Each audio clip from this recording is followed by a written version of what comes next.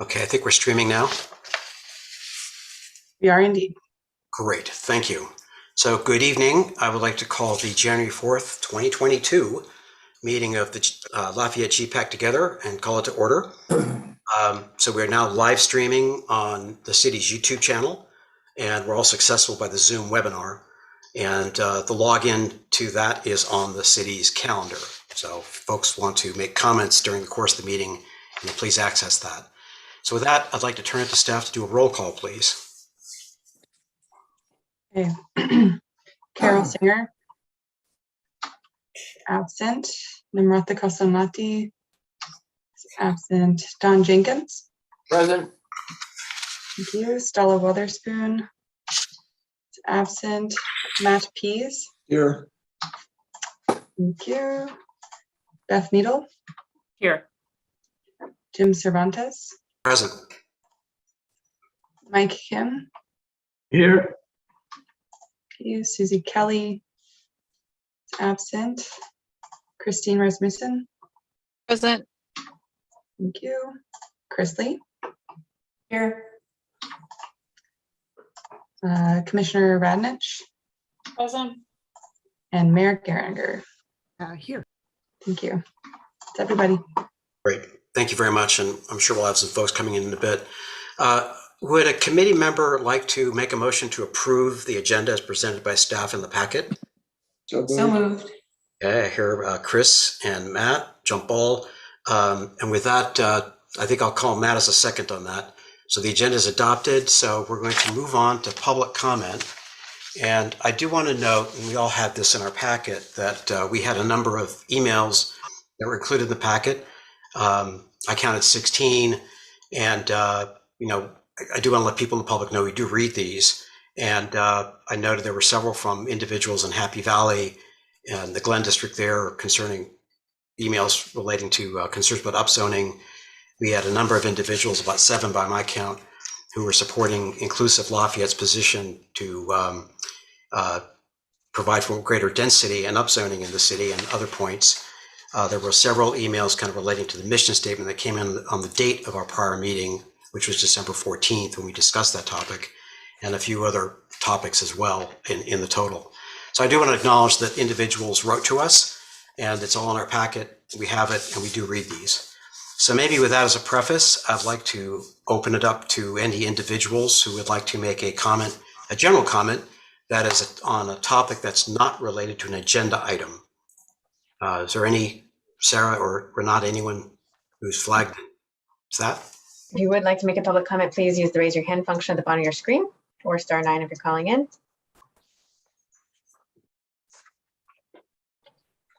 I don't see any hands raised at this time. Okay, thank you. And I would like to note that Carol Singer has joined us. So welcome, Carol.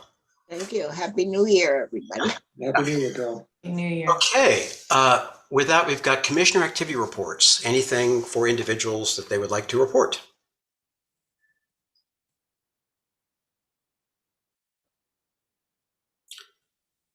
Don't think I see any. I will note for the record that I got a call from Jeremy Levin of Inclusive Lafayette. He just wanted to check in on what was coming up in this year ahead. So we had a conversation, and I'd like to note that for the group.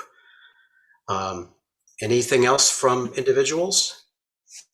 And if not, we'll move on to the housing element. We talked about this at the last session. It was introduced, the components of the programs relating to affordability, height and density, design and aesthetics.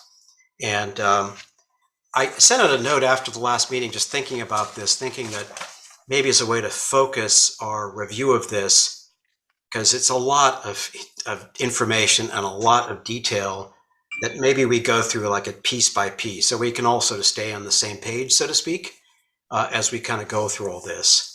And I know my understanding of the sequence of things is that when a topic like this comes up, we've got members of the committee like this that they can ask questions of staff, get clarification. We do that. then we go to the public to see if the public has any comments, observations, or suggestions for us. And then we bring it back to the group for discussion. So I'm going to follow that sequence. And so what I'd like to do is to walk through the components that we reviewed last week, starting with goal 6, which relates to affordability. And then we'll move to goal 8, height and density, and whatever the last one was. It's all on the spreadsheet here. But I think I'd like us to focus on any questions or clarifications that the group has for staff. Do that, and then we'll go to the public, and then come back for any discussions of substance on this. So that's the sequence I'd like to follow. So in that vein, I would like to get us going on goal 6, and this is 6A, conditions of approval for multifamily housing. Are there any questions, clarifications that members have for staff on that one point? I see Anna has her hand raised. Yeah, I do too. Okay. Okay, thanks, Chair. I will maybe just suggest the friendly suggestion that there's a lot of different files that were attached to the agenda. So maybe just to help the public along, if either chair or staff can maybe just kind of announce the title of the PDF that we're also referencing section by section. I think it just might help everybody on our committee as well as the Yes. public follow along. That's a great suggestion. Sarah, I'm wondering, is it possible to pull something like this up on the screen? That might be the easiest way to deal with this. Thank you, Anna. It's a good thought. And so we're talking about goal 6 of the housing element. There it is, 6A, which is conditions for approval of multifamily housing. That's the program name. This is from that spreadsheet that we all have. And so we're talking about questions here or clarifications. And we'll come back to more substantive discussion after we get public comment. So with that, I think I've got Carol, Christine, and then Chris. So Carol, please go ahead. You have the floor. Yes, okay, that was an excellent idea from Anna. But before we get to, how does this relate to the 8.5 by 11, which is goal 6? I mean, okay, how does this relate to the other sheet that has all the goals? And then I have a question about that too before we start. So the 8.5 by 11 that was provided is a clean version of these programs. So just for ease of legibility, we decided to put it in there. We were alerted that there was an error where one of actually goal 6A was repeated in that table, and we apologize for that mistake. All the way So, down. but the table on the 11 by 17s is correct. And so if you want to refer to the red line version that's on the screen, and it was provided in 11 by 17 printouts, that's the best way to get consistent language. Okay, so we should ignore the 8.5 by 11 because it's incorrect. Only for 6A through 6D. The rest should be consistent across the two documents. 6E, yes. Oh, D, okay. yeah. That clarifies that. Okay, thank you. Any other questions, Carol? No, thank you. Christine?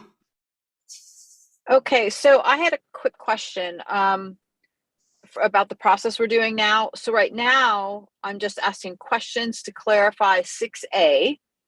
And then do I make comments on it, or are we going to discuss it? Or are we waiting for public comment on 6A and then we'll revisit it again to finish our discussion about it? Right, so thank you. To clarify, my thought on this was that we would go through any questions or clarifications on 6A, B, C, and so on, get through all this, and then open it up to the public just to see what they have to say. So we get their view of things, and then come back and talk about any we'll go through the items again to talk more substantively about what we think. That's more of a discussion. This is really more for clarification. And Okay. I'm doing this really because I want to make sure that we get the public viewpoint in before we get to talking about the substantive matters. So that was the idea here. Okay, so just to review then, so we're working on 6A through 6, what is it? H. Or are we going all the way through? I guess we're going all the way, all the 6s we're doing. Is that what we're doing right now? Yeah, we're gonna go through. We're gonna march through all the 6s, Okay. and then I think what I'd like to do is then the next is 8, I believe. One more page on my screen, and then we got number 9 is just one item. But Okay. I thought we'd just go through all those, get our questions out, have staff clarify, and then we go to the public. Okay. So I'll start with the first question. On 6A, revised new objective. So this is for conditions of approval for multifamily housing. And one of the revised objectives is 3, provide documentation of first right of refusal to issuance of building permits. Can you explain what that exactly means? Sarah Renata? So Diana, correct me if I'm wrong, but there is a requirement for if there's low-income tenants in a building that's going to be redeveloped, the owner needs to first offer the new units to the existing tenants. Yes, at their current rates. At their current rate. And so we need some means by which to document that first right of refusal has been provided to the tenant. And so we want to make sure that opportunity is granted before they can start construction. Okay, so that is for tenancy, rentals. It is not for if they sell the building. That's different. It is Or is that also for first- this, it's also for sale, yes, both. Okay, so how does the sale happen? And that unit has to become a low income unit, or meaning, okay, so if I have tenants that are low income tenants and I have a 80-year-old building, I want to remodel it because it's falling apart, and I decide I'm going to sell it, but I would only be able to sell it at a low income market rate, or below market rate. No, this is new multifamily developments. Okay, I see. Where it's there's new an buildings. when there is an existing project, a development project there, an apartment building or whatever that has tenants in it, and the state requires us to find out whether or not the tenants who are currently living there, who would be basically removed for the new development, whether they're low income, and if they're low income, they get a right of first refusal. For rent or for sale. Correct. But the rental part is the one where they would be at the current rent that they're paying now. Right. But the And sale they would be, price, what is and that? the sale price, they would have to be offered the sale price at their income level. I don't know what, anyway, sorry, my computer is making noises. So they have to be offered apartments at income levels that they could afford. Wow. Okay. So. Or is there provide some other things like, relocation benefits if they couldn't afford it. Oh, I see. So they can kind of buy them out of their contract, so to say. Is that what you're saying? Oh, I see. They have to So give there them has to be the option to move back in and money if they move them out. And that is a state law, Yes. not something we're doing. No. Okay. So we have to have that basically. Correct. Because that's state law anyway. Okay. Okay. That was my question on that one. Thank you. Great, thank you, Karen. And I've got Don and then Chris. Okay, my simple question is just in Lafayette, we keep talking about these theoretical things. I'm very curious as to what the lowest rent in Lafayette is, what the average rent is in Lafayette, and what I expect as a high-end rent. Does anybody have that information? Not off the top of my head, but we definitely have information on income by rents through the census material. I'm I don't The know. census tracks rents at various levels. I don't have it on the top of my head, but it is available. In Lafayette. Yes. It will not be 2020 data. It will be 2019 data. Okay. Can we ask local realtors what that do rentals, what current areas go for? I mean, it seems like we're spending a lot of time going in circles when we don't have any real practical information. We have quite a number of projects or development projects actually where this particular law would have been invaded. I believe in the Madison is one where there are units in there that should have been given the right of refusal and were not given it. But they were, so we've worked with the city attorney to determine whether or not the Madison can count certain units against RENA allocations. So there are definitely units throughout Lafayette that are affordable to lower income households. So maybe as a follow-up for Don's question, and maybe if staff could just research this and just put it out for the committee, We can do that. that would be helpful. Don, do you have any other questions? No, that's it. I'll take my hand down. Thank you so much. Chris and then Mike.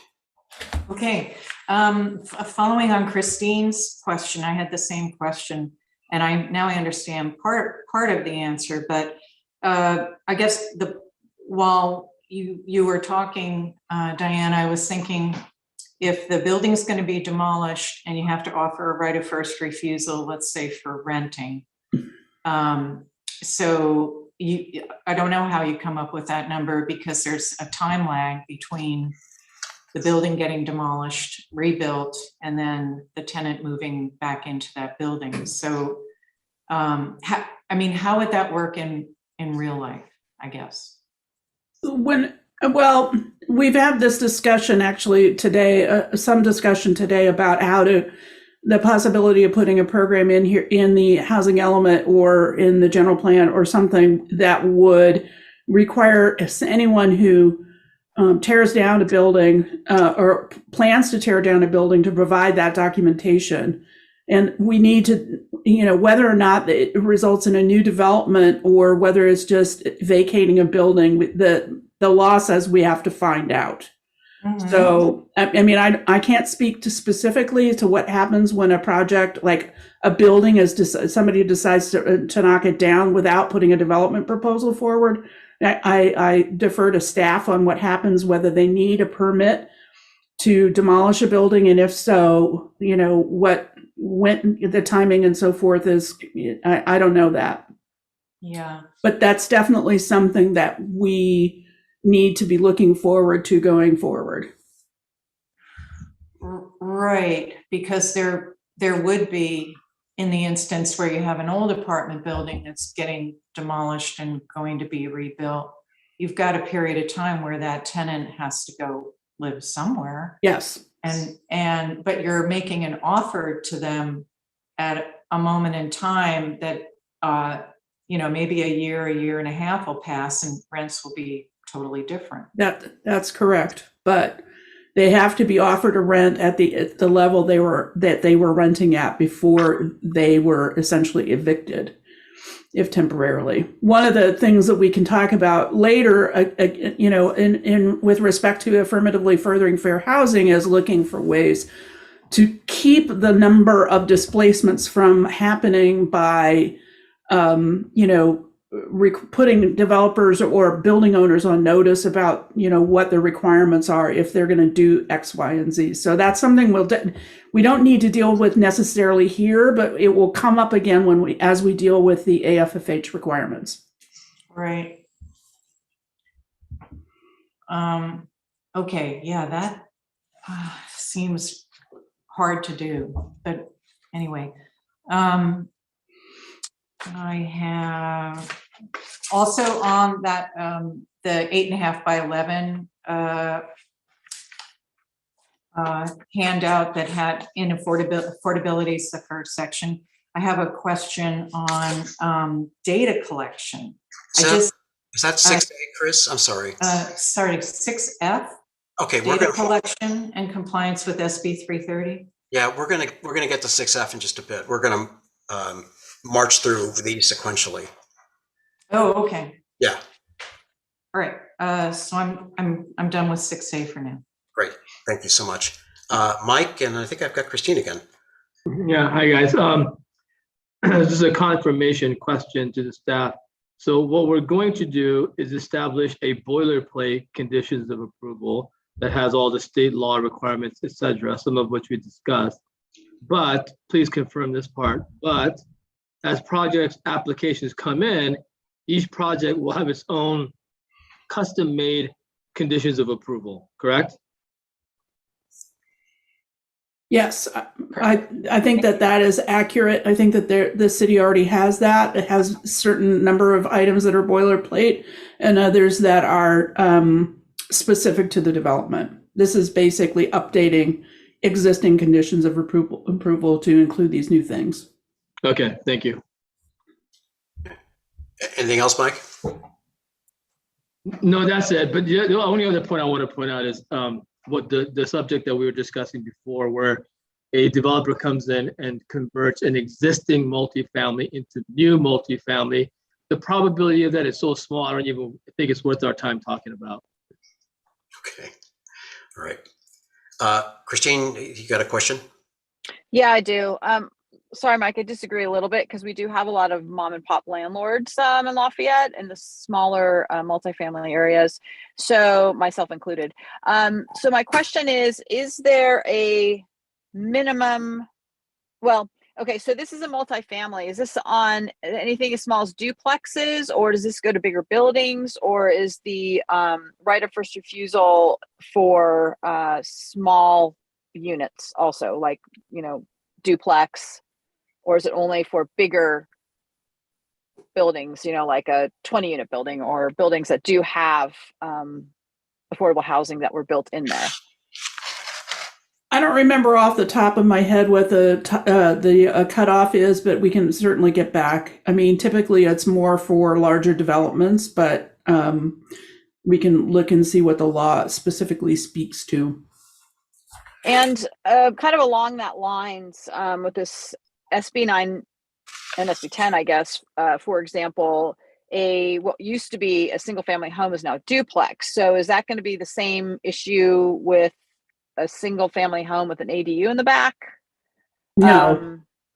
Okay, No. so this is only for multifamily, but does an SB 9 duplex now become a multifamily under this? I mean, there are specific provision? rules in the SB 9 regulations that don't either allow, they don't allow a whole bunch of things that you would think that do apply to multifamily. So I don't think that's going to be the issue. Okay, thank you. Any other questions on 6A? So the two follow-up items I think I have for staff are the rent levels in Lafayette. Don asked that. Yes. Sort of clarification on what is multifamily per topic. That is great. Got it. Let's move on to 6B. It's on the page there, funding sources to support affordable housing development. Any questions on this category?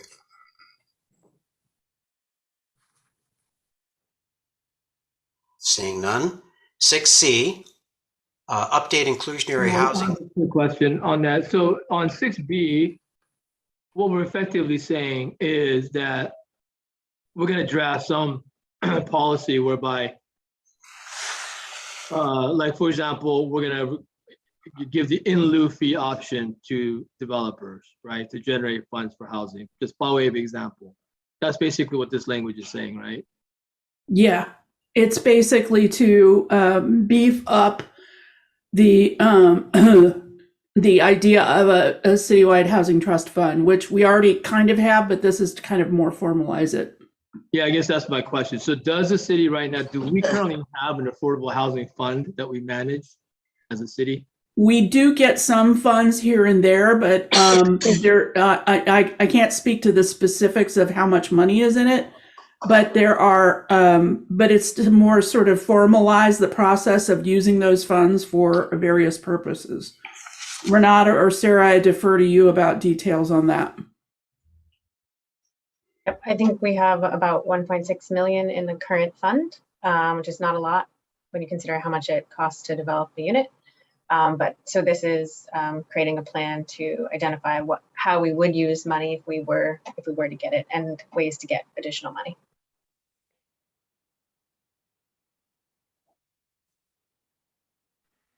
Okay. All right. Any other questions on 6B? And we'll come back and talk on substance later. 6C, update inclusionary housing and density bonus ordinances. Questions on 6C?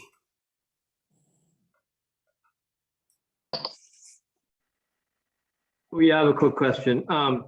So some cities have really stacked on fees to the point where development becomes borderline infeasible, if not infeasible. And some cities have gotten into a little bit of trouble by doing so. Do we have a mechanism by which we can, whatever fee schedule we come up with, that it passes the smell test, that it's not so egregious that we're not arbitrarily creating a scenario where preventing development because we've jacked up the fees to $250,000 per unit, for example? Yes, we do. In fact, we had conducted a study through an outside consulting firm to look at what were reasonable in lieu fees. So if a developer decides they don't want to do the development of, let's say, a small development of inclusionary units, that they have the option to, in certain situations, to invoke an in lieu fee. And that fee is tied to actual costs, and that what is the load that is a reasonable amount of money to ask a developer. So that comes through a fee analysis and typically like a Nexus study. And this particular item is in part responding to recent state law that says if you are going to, you're going to invoke certain fees, you have to do it through a Nexus study. It has to be done, I think, every 8 years, and it must be a formal process. And so this is sort of, it does two things. One is codify what the state law requires, as well as brings to the fore the idea, which we had, but we never actually we never did put a fee on anything, is to actually put that fee together so that the city can start collecting fees for those developments that are appropriately seeking a waiver from actually building the units. I'm sorry. Thank you.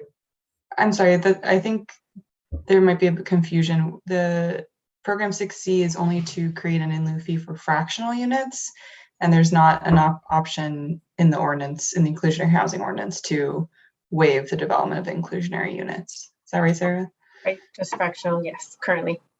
And then the other, just response to Mike's question, is that as part of the constraints analysis, we do evaluate the fees in total and identify whether or not those are a significant barrier to development. Okay, great. Thank you, guys. Let's see. Anne, I thought you had your hand up, but it's down. Is that right? It was up, but Sarah just clarified something and it answered my question. I'm good, thank you. Okay, Christine? Can you please explain to me what the Nexus study is?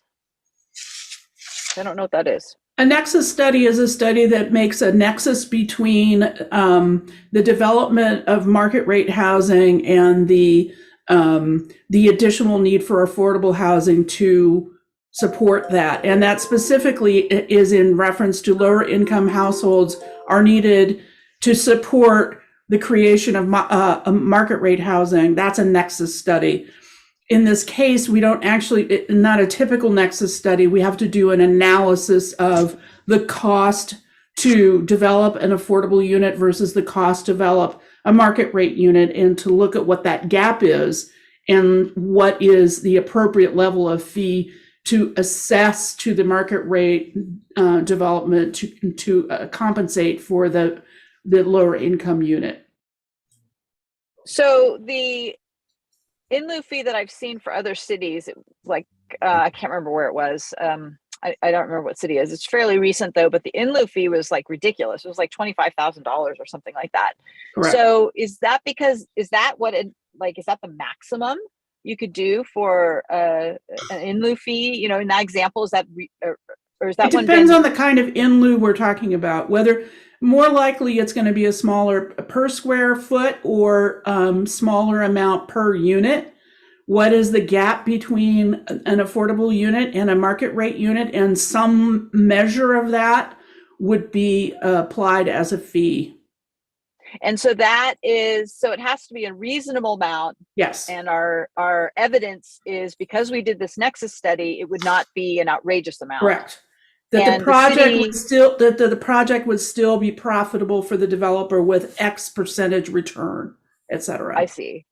So the city does have some movement there, and we could make a policy, I guess, or a practice of doing it on the higher side, choosing a higher number. You could, and it may not be the smartest thing to do, but we could do that, right? Most cities, basically, if they see that their consultant says you could ask $75 per square foot, and still that project would still be profitable, most cities are going to do $30 per square foot. In fact, all up and down the peninsula, there have been many jurisdictions that have invoked an in lieu fee program in the $25 per square foot range. And that is because of why? Because on the peninsula, it's very expensive to build, I would assume. Because they don't want to go so far as to sort of become a litigatable issue. So what's reasonable is something less than the maximum that you could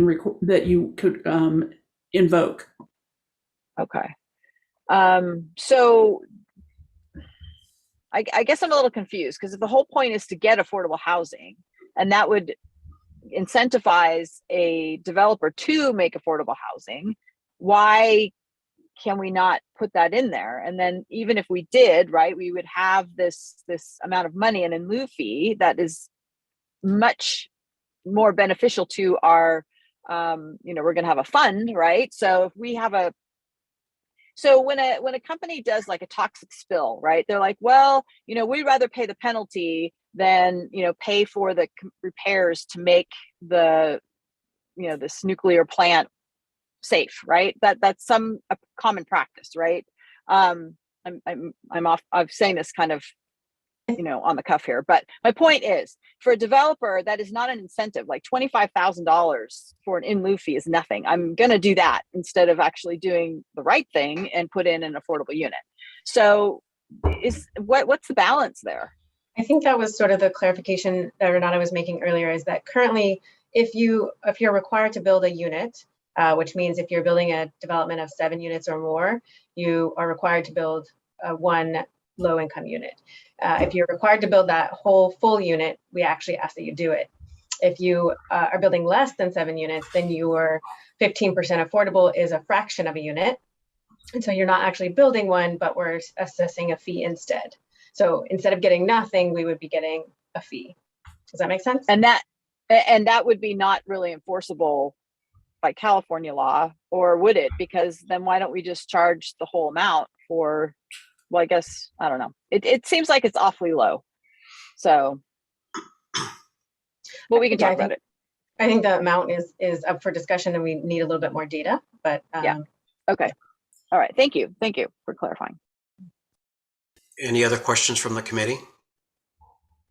So I think for me, the clarification would be, as I've understood it, this is trying to capture monies for affordable housing where a project is under 7 units. Because right now, if it's a 5-unit building, there's really nothing there. It's only, okay, Sarah's nodding her head yes. And the amount to be determined, I get that. I just wanted to clarify on the public art requirements in the, where it says revised due objective, it says revised public art requirements, yet in the staff recommendation discussions retain the public art requirement, which is what I think was in the memo as well. So are we revising the public art requirement here or keeping it? Is that just to clarify?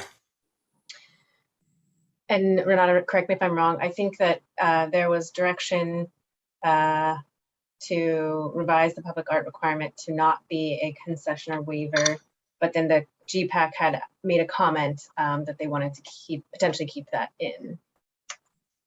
Yeah, there was a comment to keep the waiver, but the Public Art Committee has developed a a fee scheme, like an in lieu fee scheme that they are putting forward to the city council instead. Analogous to what we're talking about on these developments of under 7 units. Right, yeah. So if it's a smaller development and they're required to do public art, instead they could provide a fee and then the city could do a larger piece somewhere that might be more appropriate and more public with that fee is the intention. So it's revising it does not mean removing it. It's it's just updating it to be consistent. Are affordable housing projects subject to the art requirement also? Yeah, there is a public art ordinance which outlines the thresholds, and I think it's any new multifamily building or projects that are renovated over a certain square footage or a certain cost threshold. Okay, including affordable housing. I believe so. There may be an exception for that. Maybe that's just a follow-up for later. Okay, thank you. I think Karen, you got your hand back up.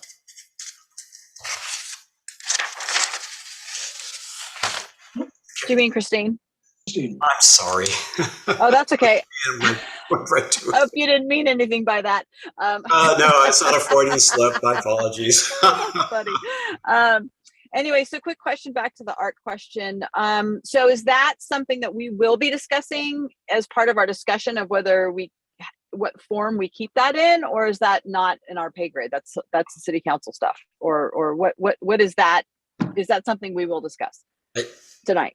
My take is it's something we can discuss, recognizing in the end, everything we do here is going to go to the planning commission, and in the end, it's going to go off the city council. So we have our at bat on this, and we'll have another one when we go through all this again. But we're not the deciders, but we can certainly discuss it. Again, I think that's in the follow-on conversation if we want to do that. Any other questions on 6C? And I'll ask maybe one more, which is sort of generally related to this. It would be really helpful to get a sense as to what the fees are to build a unit in Lafayette, whether it's single family or fourplex or whatever. Yes. I really have no idea what we charge, and it'd be helpful to know that, I think. Interesting that you should ask that, because one of the requirements in the constraints analysis is that we have to demonstrate that the fees levied against single family housing is not disproportionately favorable to multifamily housing. And part of the exercise includes looking at actual development projects and how much per square foot, how much per unit those fees are. So that's something that definitely will be coming up. Not only that, we also have to provide that information for surrounding jurisdictions to show that the city is not disproportionately impacting housing compared with its neighbors. So that's something that we have in the works right now, and we'll be bringing that forward to you. I don't know when. We're still working with the collaborative in the county on that. Does that include all fees, park and rec too? Everything, yes. Thank you. That'd be great. Thank you so much. Okay, I think we're ready to move on to 6D, parking standards for different housing types. Any questions on that? I see Matt Peace raise his hand, and then Mike Kim. Yeah, on the analysis that staff does on lowering the parking requirements for low-income housing, is there a requirement to also see what the impact is on the surrounding commercial area? So as we discussed last time, there would be an assessment done first, a study, and that potential impact, among others, would be part of the consideration and would inform a decision. So embedded in this, although it's not explicit in this copy, is that you would show the impact to the surrounding area. Correct. Okay, thank you. Okay. Mike? Yeah, so I don't know how the rest of you feel about the parking 60, but I am personally an advocate of having minimums.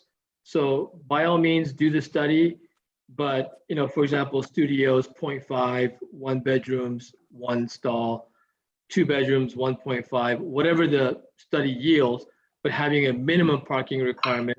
The reason why is because we don't want our public right-of-ways to be used as parking lots for projects, right? Not sure that's a question, Mike, but that's duly noted. Yeah, it's just it's not a question. It's something that I would recommend that we do is establishing minimums. Okay. Okay, got that. Chris, I see your hand. Yes, my question comes from the staff report, and one of the bullet items on 6D was density bonus parking reductions, and I just really didn't understand the answer. So maybe can somebody on staff give it another try for me?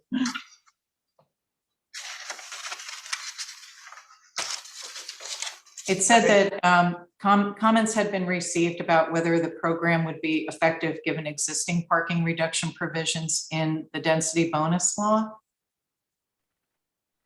Yeah, so that is a comment that we received from Transcirc, is there was a 2021 update to the density bonus ordinance, or state law rather, the regulations.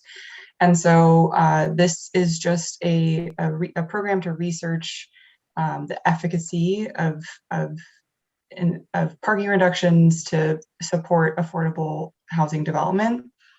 And so one of the updates to the density bonus ordinance or density bonus law are reductions to parking requirements as part of as an option for projects that are invoking density bonus.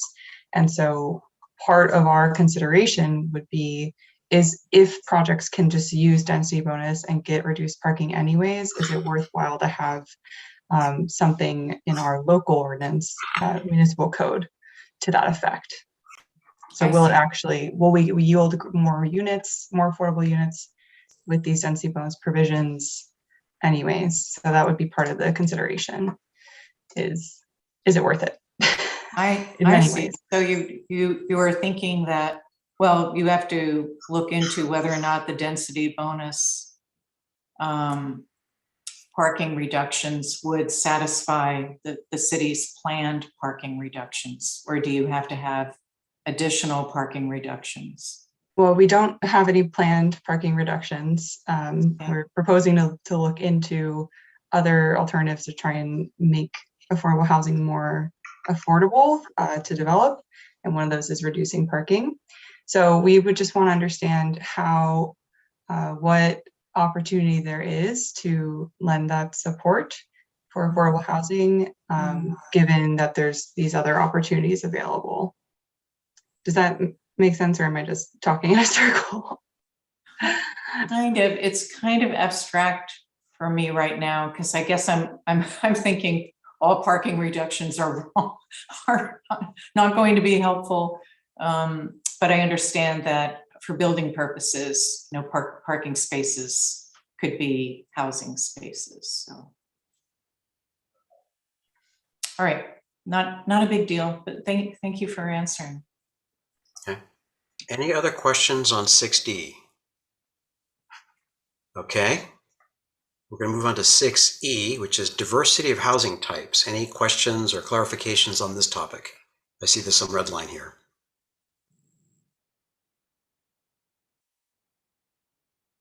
Chris, do you have your hand up? No, sorry, let me take it down. Okay, no worries. Okay.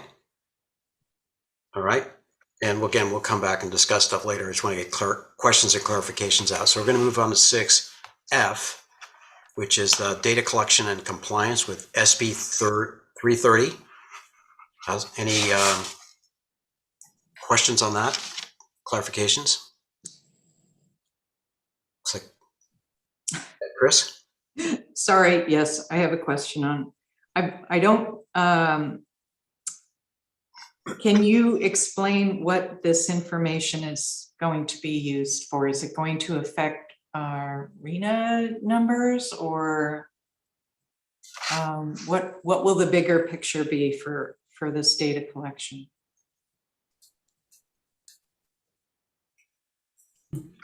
The data collection is required by state law as Mhm. part of SB 330 so that the state can see how many units have been demolished in a particular jurisdiction. This is basically to respond to the state law to collect this data. And does it affect single family homes, or is it only multi? You know, that's another question. I'm not entirely sure. I believe it's only multifamily, but that's another thing that we can check into. I have it on my list. But is there any requirement or any push to have those planned demolished buildings replaced? Is there any? No, it's basically a documentation effort. Okay. It's a reporting requirement. Okay. All right. Thank you. Any other questions on 6F?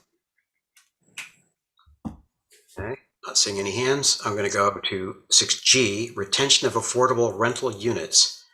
Any questions or clarifications on this topic? Don't see hands. I have one question, which is, this kind of goes to the discussion in the staff recommendation. It talks about, in general terms, loss of affordable units in the rental market through condo conversion, puts pressure on the market and so on. I get all that. Do we have any data on this? Like, has this come up in Lafayette? Or if so, how much? I mean, this is a question I've got. Is it bigger than a breadbasket kind of a thing? Do we have data on this? I defer to staff because I don't know about specific data, although this issue of retention of affordable rental units is something that is very much part of the AFFH requirements, that the city have a program to encourage, the development, maintenance, and so that we don't lose these units. Displacement is very much on the minds of the state. But in terms of the specifics, I can't tell you. Don't have anything off the top, but certainly we could do a little bit of research for the last couple of years or 10 years or so. There have been several applications for multifamily projects that then later come in to get condominiumized. Okay, that'd be helpful. Thank you.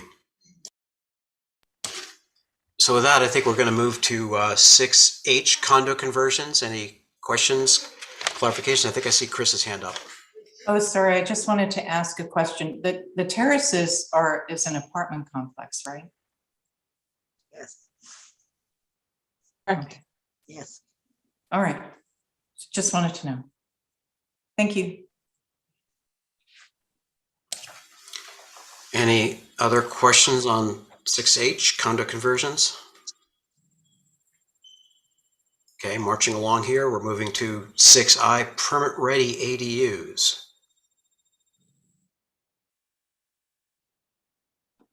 I'll note that there was language about manufactured units being added. So, any other questions on this topic, this one? Don's raising his hand there. Don, please go ahead. Yeah, my curiosity is just, at this point, do we know how many ADUs there are in Lafayette? Well, we certainly know how many ADUs have been either permitted or requests for permits, and in the past, 5 or 6 years, certainly. And so we've counted for that. I believe that we are counting about 30 ADU units per year over the life of the housing element. So that's 240 altogether. Right now, we have about 240, you say? No. Going forward. About 30 per year. I might be wrong if that was the last estimate that we had when we put together the inventory to talk about how many units we could expect in ADUs. I don't know. Sarah, do you have more current numbers? We do have current numbers. Renata, are you trying to pull it up? Or if not, What Like this the is applications? This is a representation of an estimate of what we expect in the future Mhm. than what So has happened in the past. in 2020, we received 34 applications for ADUs, and in 2021, we received 44. In the background data, there was a large table that showed permitting history since 1980, and not all the older records are complete, but that showed about 90 ADUs that received building permits in that from 1980 to 2000. I think it was 18 or 19. But yeah, we only know about what people ask us about. Yeah, no, I understand. But I was just curious what the numbers might be. Okay. Thank you, Don. I suspect we'll talk about this again when we get to Rena in a little bit. Any other questions on 6J on ADUs? Oh, got one. Anna. Thanks, Chair. I hate to do this. It's not on 6J, but it's on 6E if we're done with J. And I apologize. Oh, Anna. Okay, please. I know. I was not at the last meeting, so I was just hoping for clarification on why the low and was red line removed. Is it because there are no low density residential land use districts adjacent to high density in the downtown? Is that why the low portion was removed? There's not any low density general plan land use designated areas adjacent to those CEQA study areas. Okay, thank you. Okay, that's a good question. Thank you. Okay, I think we've marched all the way through 6, and now we get our rewards to go into 8, which is the heightened density category. And I was going to go to 8A. Matt, I think you've got your hand raised. Is that on 8A or? It is. Okay. I think Anna, is Anna done? Okay. On the densities one, 8A, the staff seems to indicate that there is some interest in setting a minimum as well as a maximum density. I was wondering if staff could give us a couple of examples of where something's been built with too low of density downtown.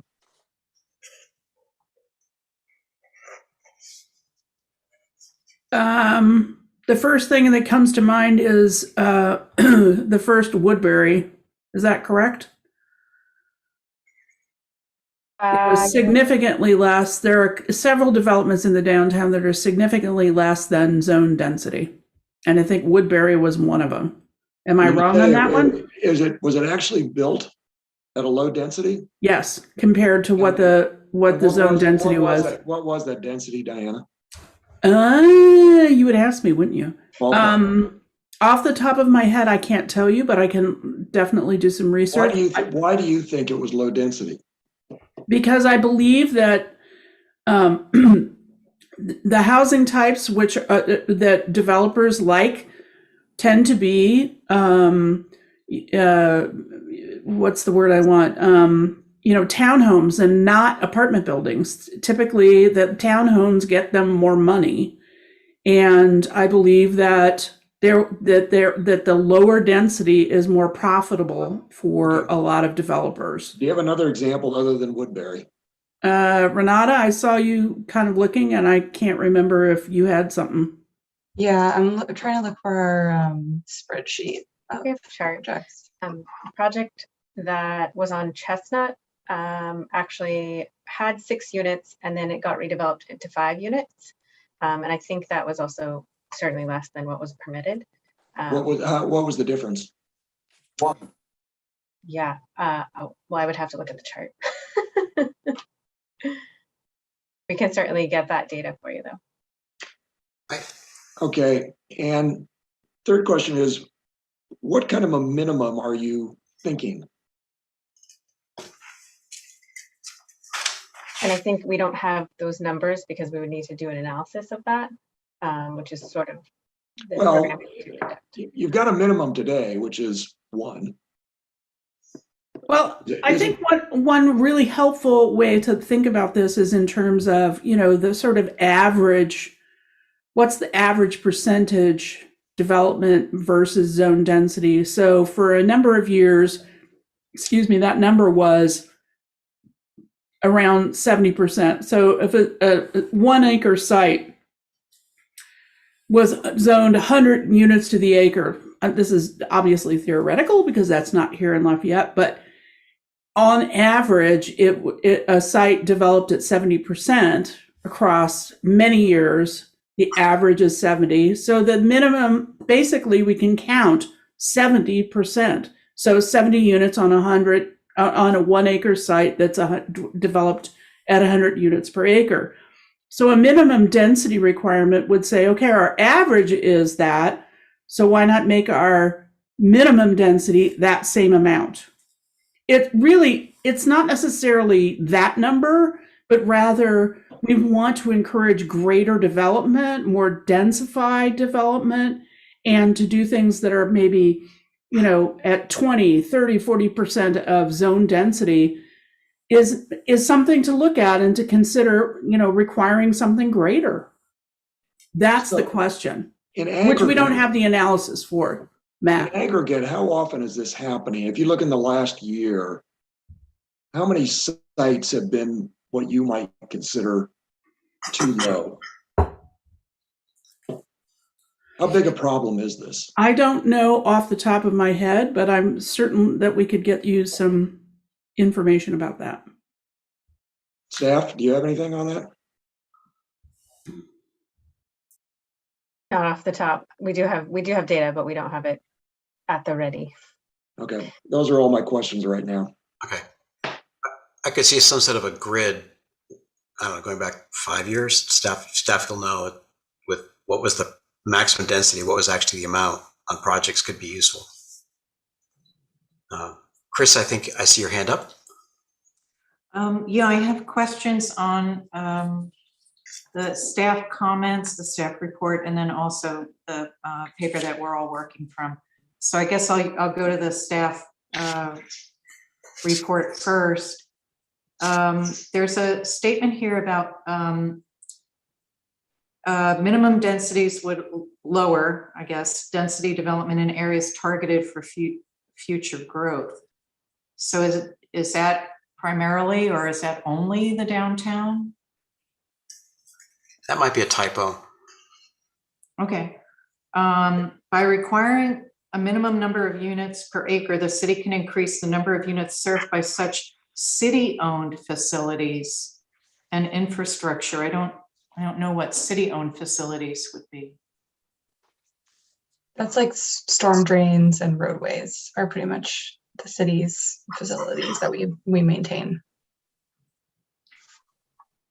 And parks, etc. Oh, okay. Okay, so you're saying, for instance, if the max is 75 and you set the minimum at 35, then you can plan for infrastructure for at least 35 an acre. Is that right? Like it's a way for you to get your hands around what the minimum would be and plan accordingly. Being that right. Well, it kind of is more, it's less about future planning and more about bang for the buck of investment in these facilities and infrastructure. Mm-hmm. So if we're investing in a mile of roadway and it's only serving 4 homes as opposed to 14, then that's an effective investment. I think is more what that was getting at. Okay, and then on the paper that we've been using, it says to revise zoning standards within districts that permit multifamily residential. But which districts would that be?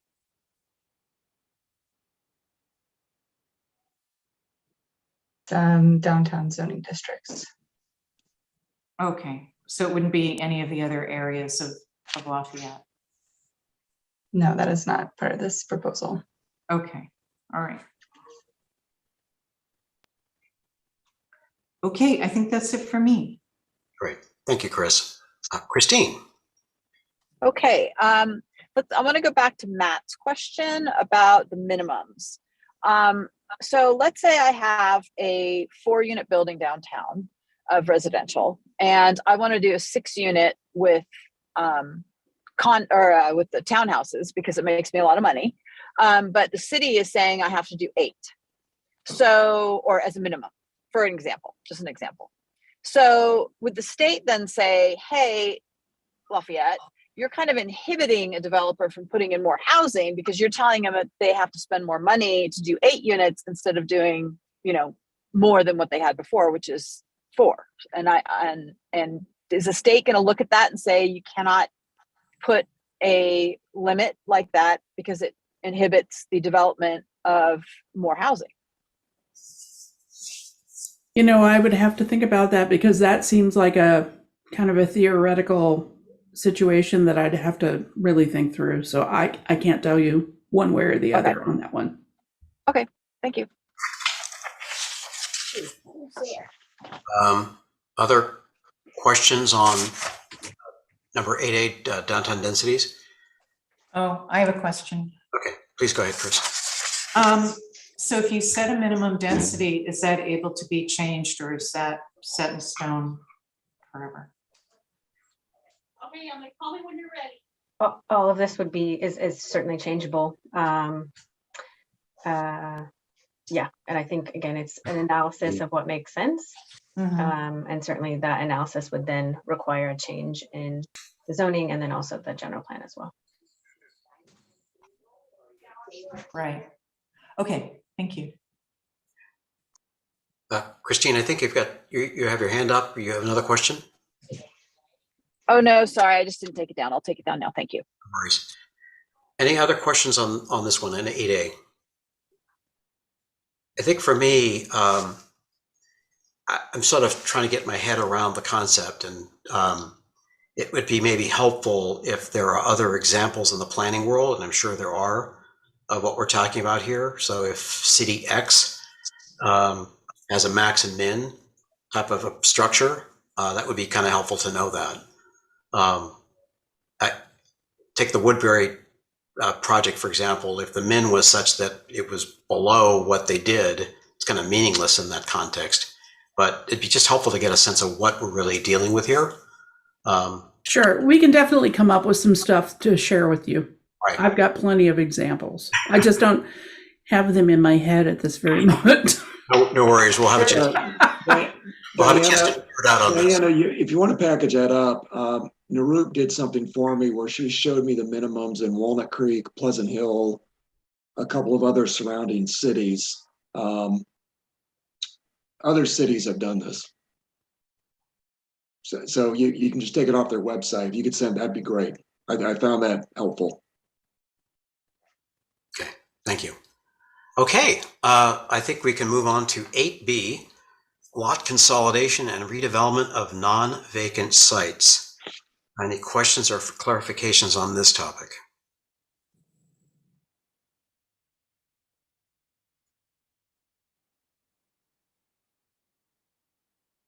Don't see any hands. I guess I have one, which is that this talks about an outreach program and so on. This is the kind of stuff that the redevelopment agency would have done back in the day, I suppose, but they don't exist anymore. So is this something that the housing fund might pay for? Is that the idea here?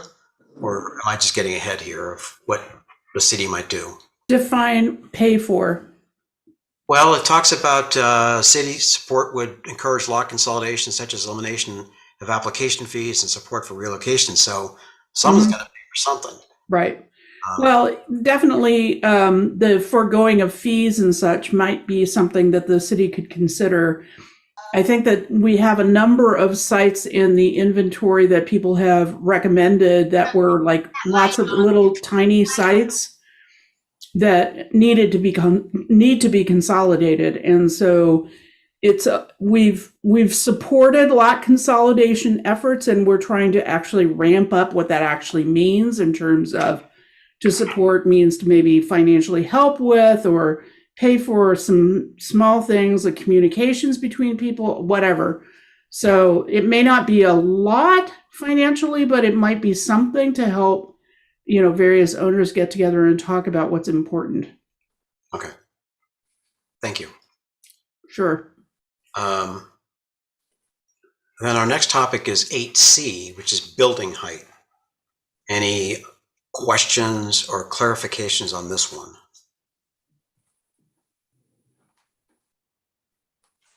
Don't see hands. I do. Chris.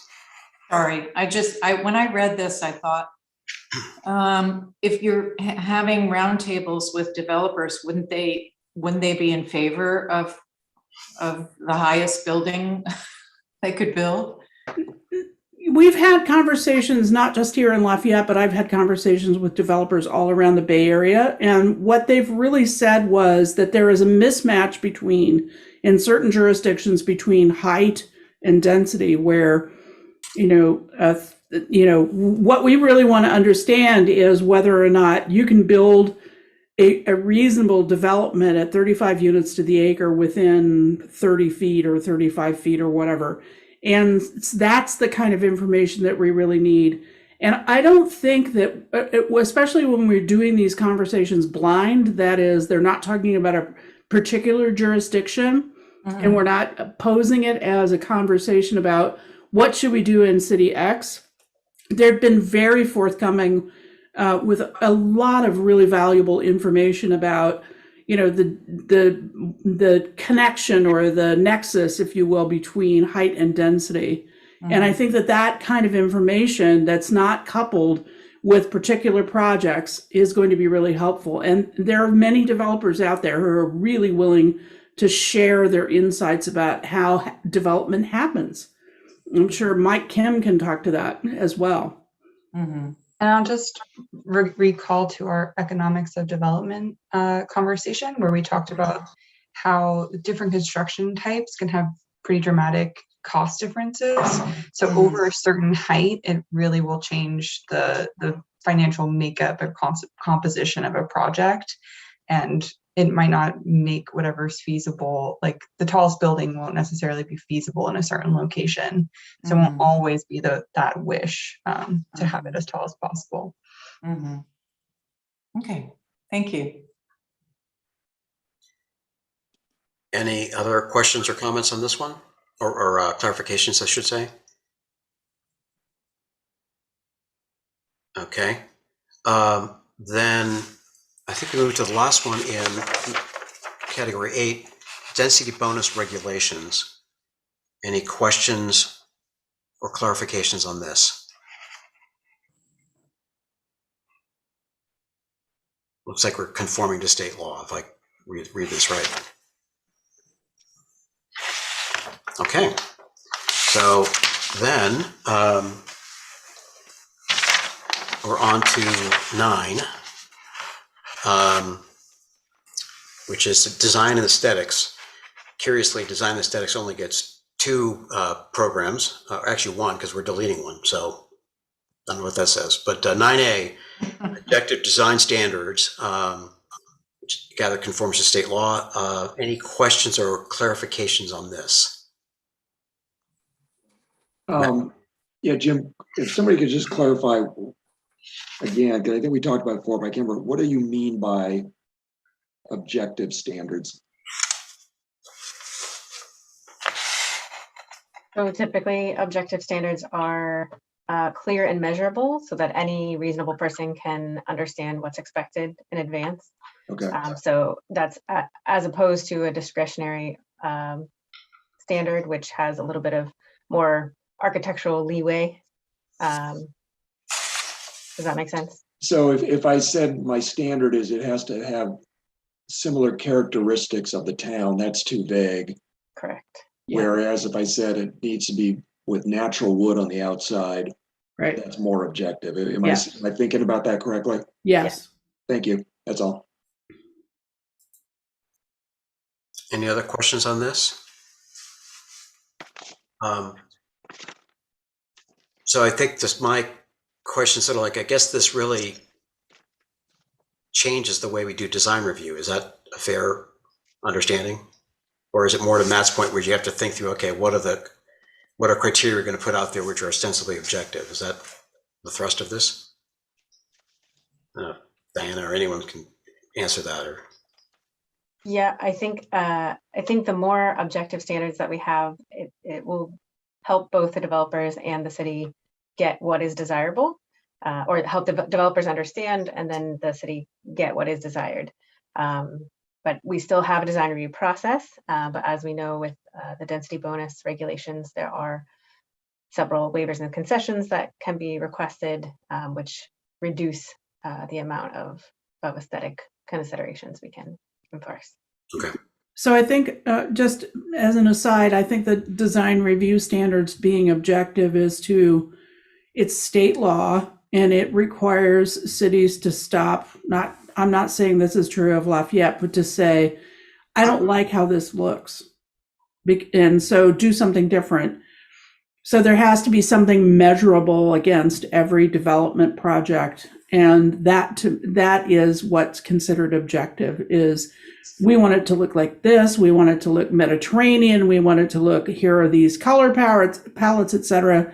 But a committee can't say, we don't think this fits in, without having any criteria of what it means to fit in is no longer allowed. Okay, that's helpful. Thank you. Any other questions on this one? Okay, I think we've gone through all the questions and clarifications, so we'll bring it back then to open it to the public to express their, ask their questions or express their comments on this. So we'll take public comment on this agenda item. So if, in this, we're talking about this specific item here relating to these three elements we just talked through. So Sarah, if you could open up the floor, that would be great. Sure. So if anyone does have a public comment on this item, please use the raise your hand function at the bottom of your screen, or *9 if you're calling in.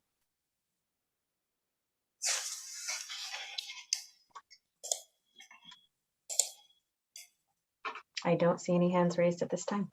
Okay, great. So I'm going to bring it back to the committee, and we're sort of doing this two-step here because we did want to give the public a chance to weigh in.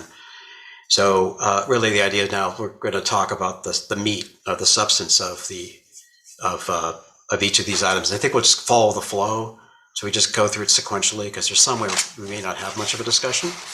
So I'm going to deja vu all over again. We're going to go back to 6A, conditions of approval for multifamily housing. There were some good questions that were asked earlier on this, and I want to see if there are any kind of more substantive points on this one that people want to flag.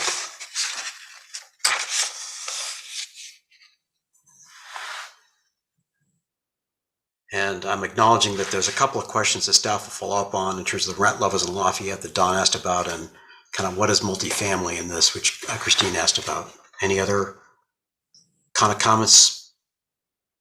Okay. So we're going to move to 6B, funding sources for affordable housing. Any kind of substantive issues on this one that people have? Can I just, Yeah. I have, we were talking about lending on projects, and then also the idea came up that the city would possibly just kind of contribute without any repayment. So would this fund do both of those kinds of payments, or I don't even know if that has been sorted out yet, but what would it do? Would it lend? Would it contribute? Would it donate? So the program is to figure that out, what would be appropriate in this jurisdiction to how to support projects. So we don't have, a terms sheet necessarily for this trust fund. That's something we would, explore of how these funds would be used.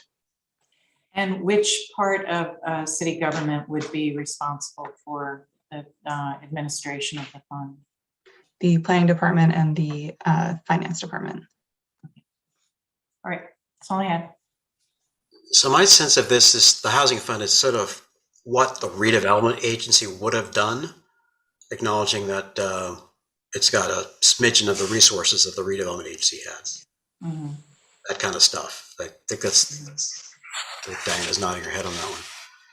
I've got a couple of wordsmithing things, which I'll just pass on to staff later on this one. Anything else on this one? On funding sources? Otherwise, we'll move to 6C, updating the inclusion housing and density bonus ordinances. Any thought on that? Christine. Okay. I'd mentioned this before at our meeting before. I feel strongly we need to leave the city council review in section 63611 LMC. There's no reason to take it out.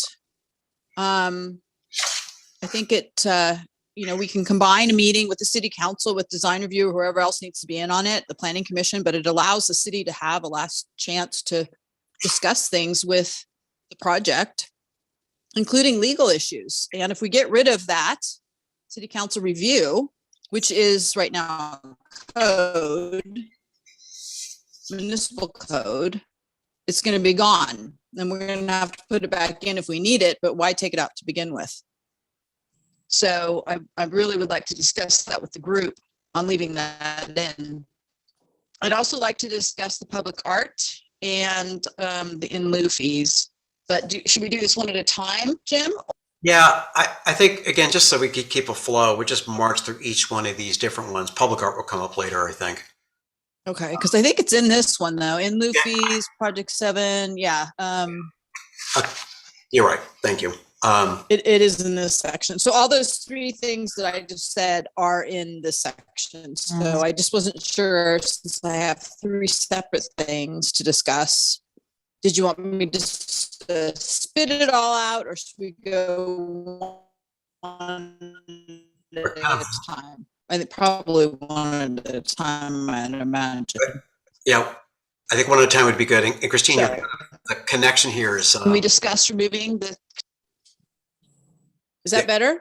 That's much better. Thank you very much. Okay, good. I'm having trouble with my internet, so I have to fool around with the toggling between internet and cellular. Obviously, cellular is worse. So, okay. So in any case, how can we discuss this? Should we discuss it one at a time, or should I just throw all of my thoughts out there and discuss the whole thing as a... Let's do one at a time, I think, just because Okay. that might make for more of a discussion. Okay, very good. So the first thing I want to bring up is I would like I think we need to keep this city council review in section 6-3611 Lafayette Municipal Code. And this is above my pay grade, but I think there was a reason why there was a change. Because you have five meetings maximum that you can take. Is that correct, Sarah? I think it is. And I think one of the meetings would have been the city council. That's correct. And I think perhaps Mayor Geringer can shed some light on this as well. So it was one of my questions, but I was going back and forth between asking it here or asking you after this meeting. In the staff report, it says that a city council provided direction to staff to remove this review requirement. And my question was, when did that happen? Because we had a suggestion by one of my colleagues who's not on the council anymore to consider doing that as a way to streamline, that process. But I don't recall it coming back to council for a discussion and actually further direction. So sort of in response to Chris's, I think we need Christine's, sorry, some more information on whether or not that was really council direction. And it could be, I just don't remember, but I think there's a question about that we can ask staff to come back before we decide to remove it. And I can look up the date, but I believe it was added to the planning department's work plan, Okay. which went before the council. Okay, so if we could just, look at that, and then in terms of how to have GPAC agree on what they send forward, it could be discussed at the council when it comes forward, but I wanted to see where we actually approved that or provided that final direction. So maybe the follow-up on this particular point is just to sort of staff research and clarify.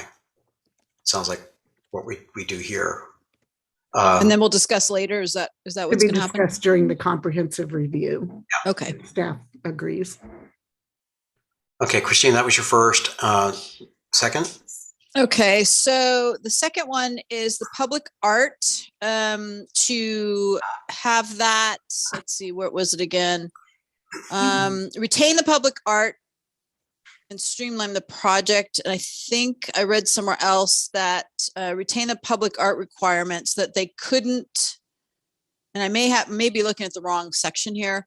Retain the public art requirement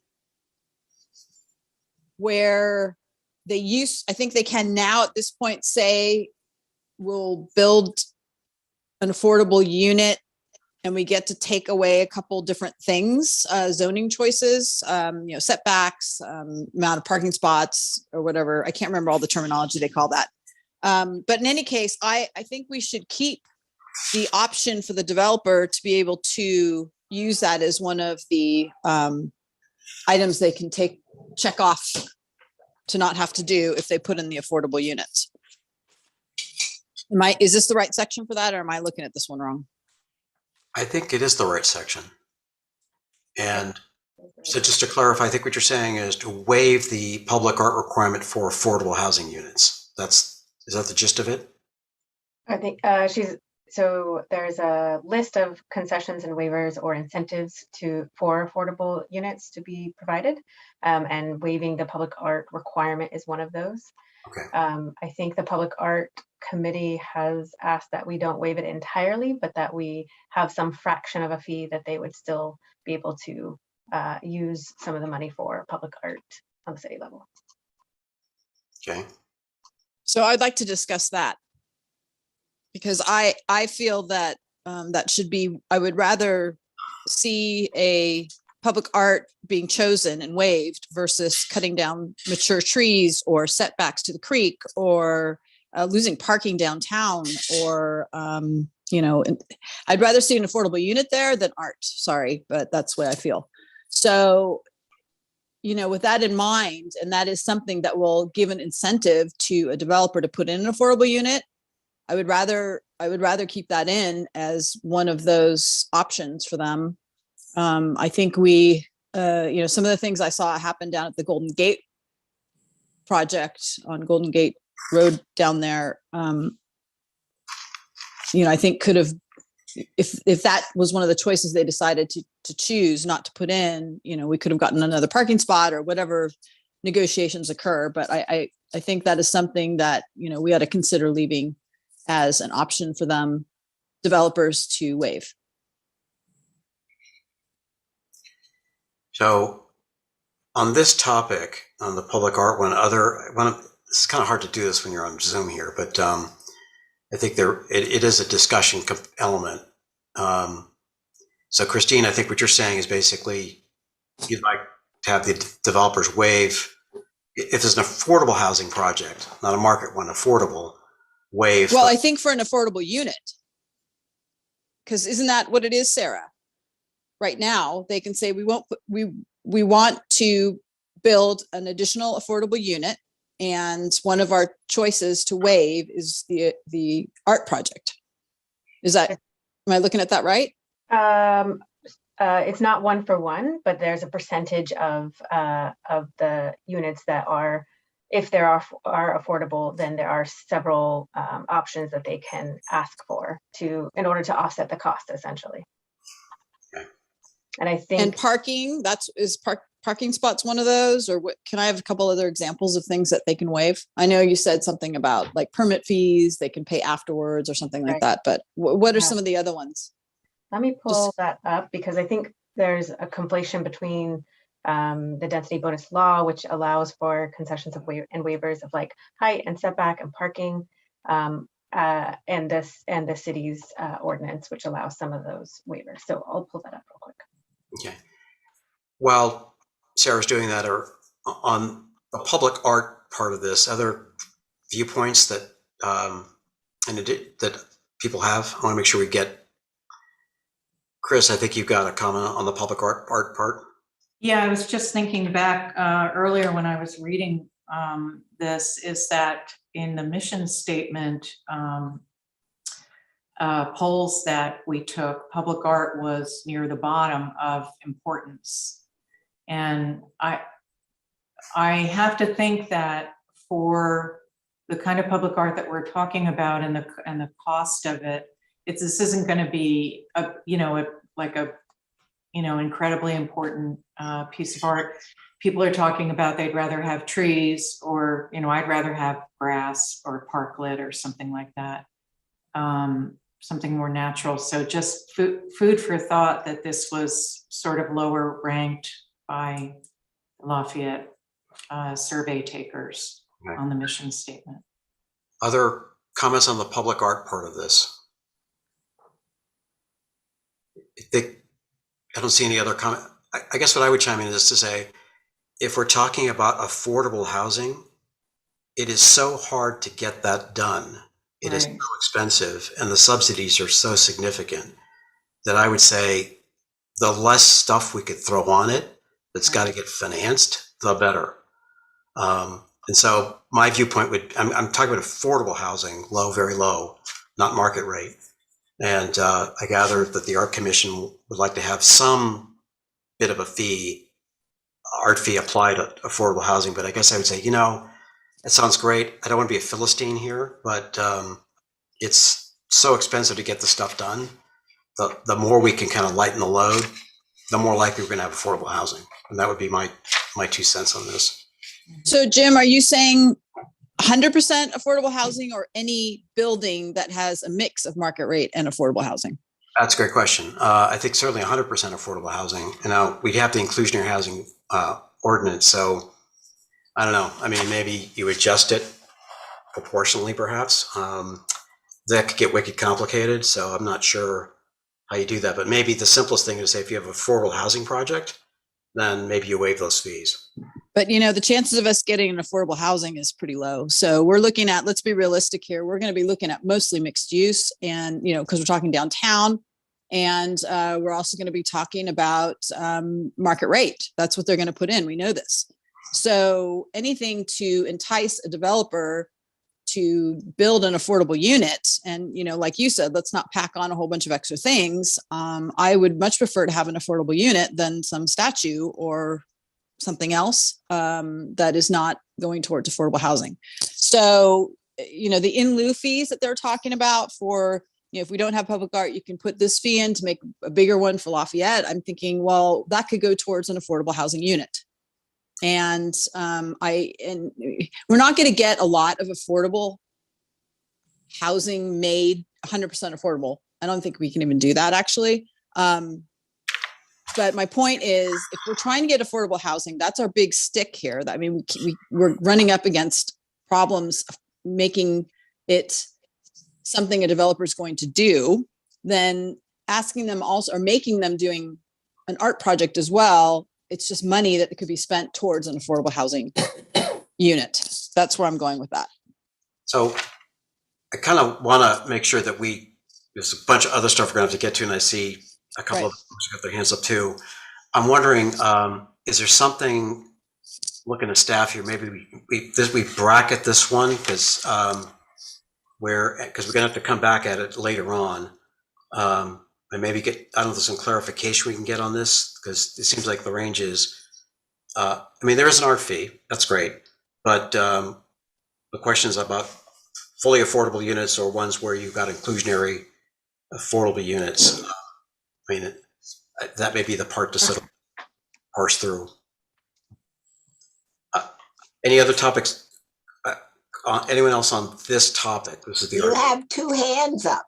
I know. I kind of wanted to try to march these sequentially, and I don't want to ignore you, Carol.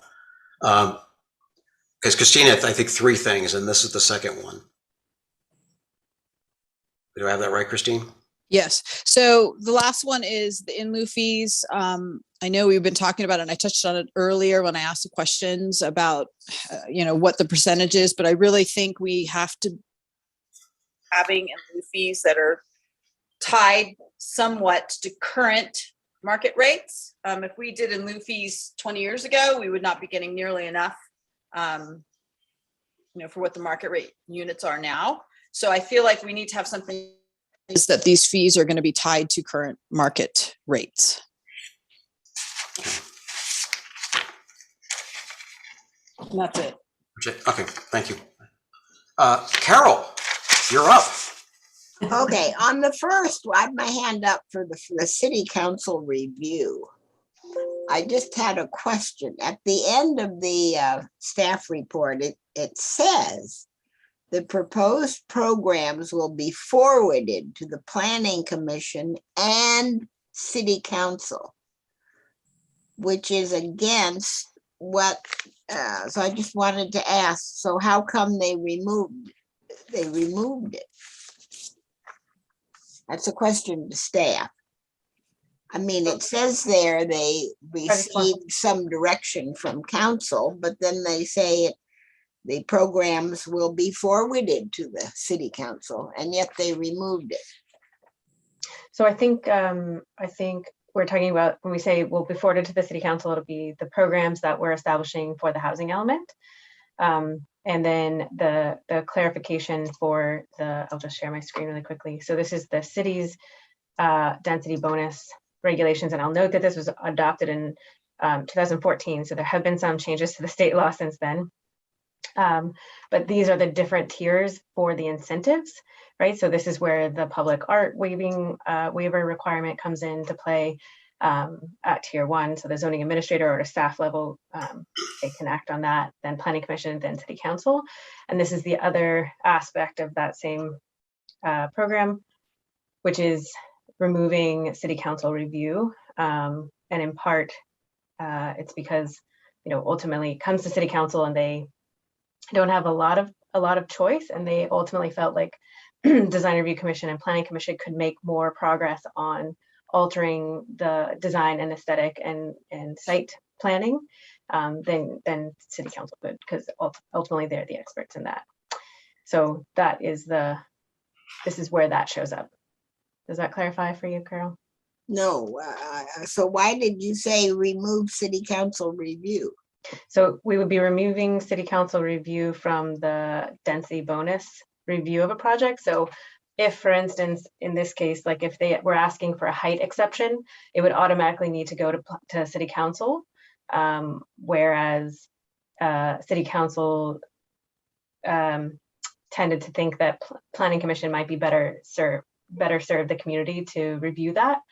Rather than forcing design review commission. So again, with the 5 meetings, right? So we have potentially 2 meetings at design review and 2 meetings at planning commission, and then 1 for city council. But ultimately they could massage the project maybe better at planning commission and DRC, if that makes sense. Well, they hadn't met together. They did on one. They had a joint meeting, so it was 1 meeting. Right.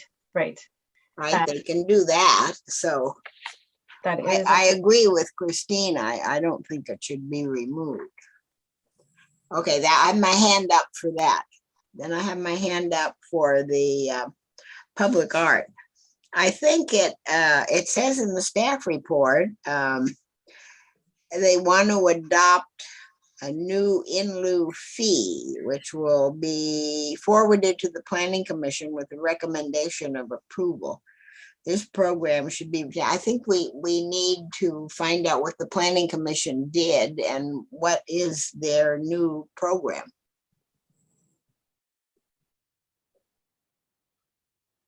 Before we make a decision on that, it shouldn't be in there.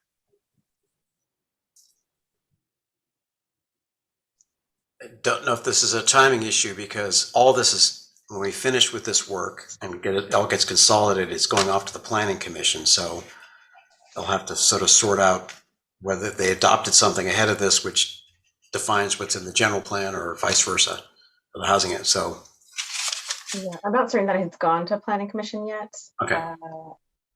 It says will be forwarded. Yeah. I think we should find out what it is. So let's make a note of that. Got it. Okay. Making a note here. Anything else, Carol? No, Okay. thank you. Thank you. Any other issues that people have with this topic here? Okay. So then, where are we? We can move on to 6D, parking standards. A rather non-controversial topic. Matt, I got your hand raised. Yeah, I guess it's maybe just a wordsmithing thing that the staff can do, but I'd like to see it explicit that there is an analysis on commercial impact. So the wording, if I'm reading it on the large spreadsheet, it doesn't say that. It's actually more predisposed to looking for ways to reduce parking to improve the affordability, and I get that. But in doing that, I think we have to be explicit that we understand the impact on the commercial, surrounding commercial businesses, or even other residential areas. Yes. If it's in that kind of area. So can that kind of explicit language be put in there, Sarah? Yes, I'm making a note. Thank you.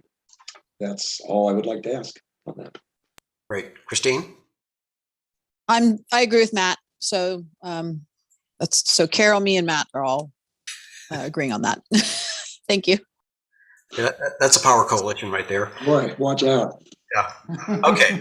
Nothing else on parking? Okay, I'm amazed that was all we had to deal with.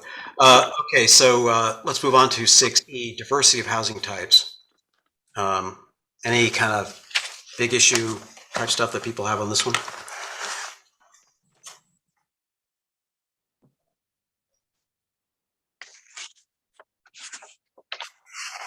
Christine. Okay, me again. I am a little concerned. I know we got rid of the low density, which I was happy to see that happen. Now, I would like to have a little stronger language in there because I'm not sure what's going to happen with SB 9. These are single family zone neighborhoods that in theory can have duplexes and more or less quads, right? So does that change the definition of that neighborhood now from medium, does it change it from a low density to a medium density? Because now there are more houses and ADUs and whatnot.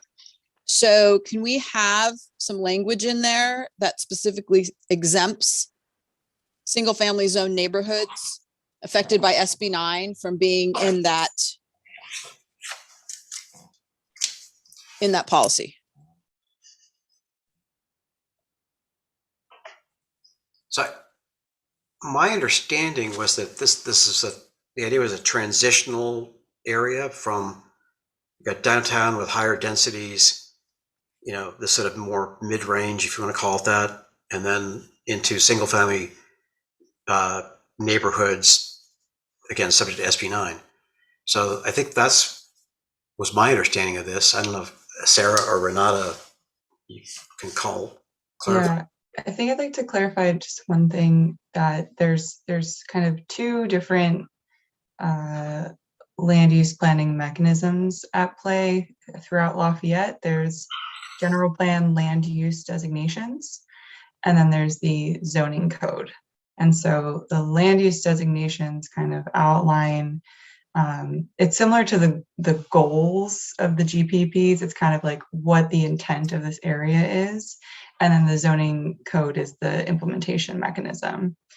And so Sarah, I'm not sure if you know offhand, but I'm pretty sure that there's no medium density land use designated areas that are zoned single family. You're muted. And so it's excluded. It's already excluded in that language. We can change it, but I just want to make sure we're clear about. So what you're saying is the single family zone neighborhoods are by their definition, single family, therefore they're low density, yeah. even if SB9 makes them more dense, because they're still considered single family zone, single family, even though they're yeah. duplex. That's That's correct. I am making a note to make sure that we can be as explicit as possible to Thank you. make it clear.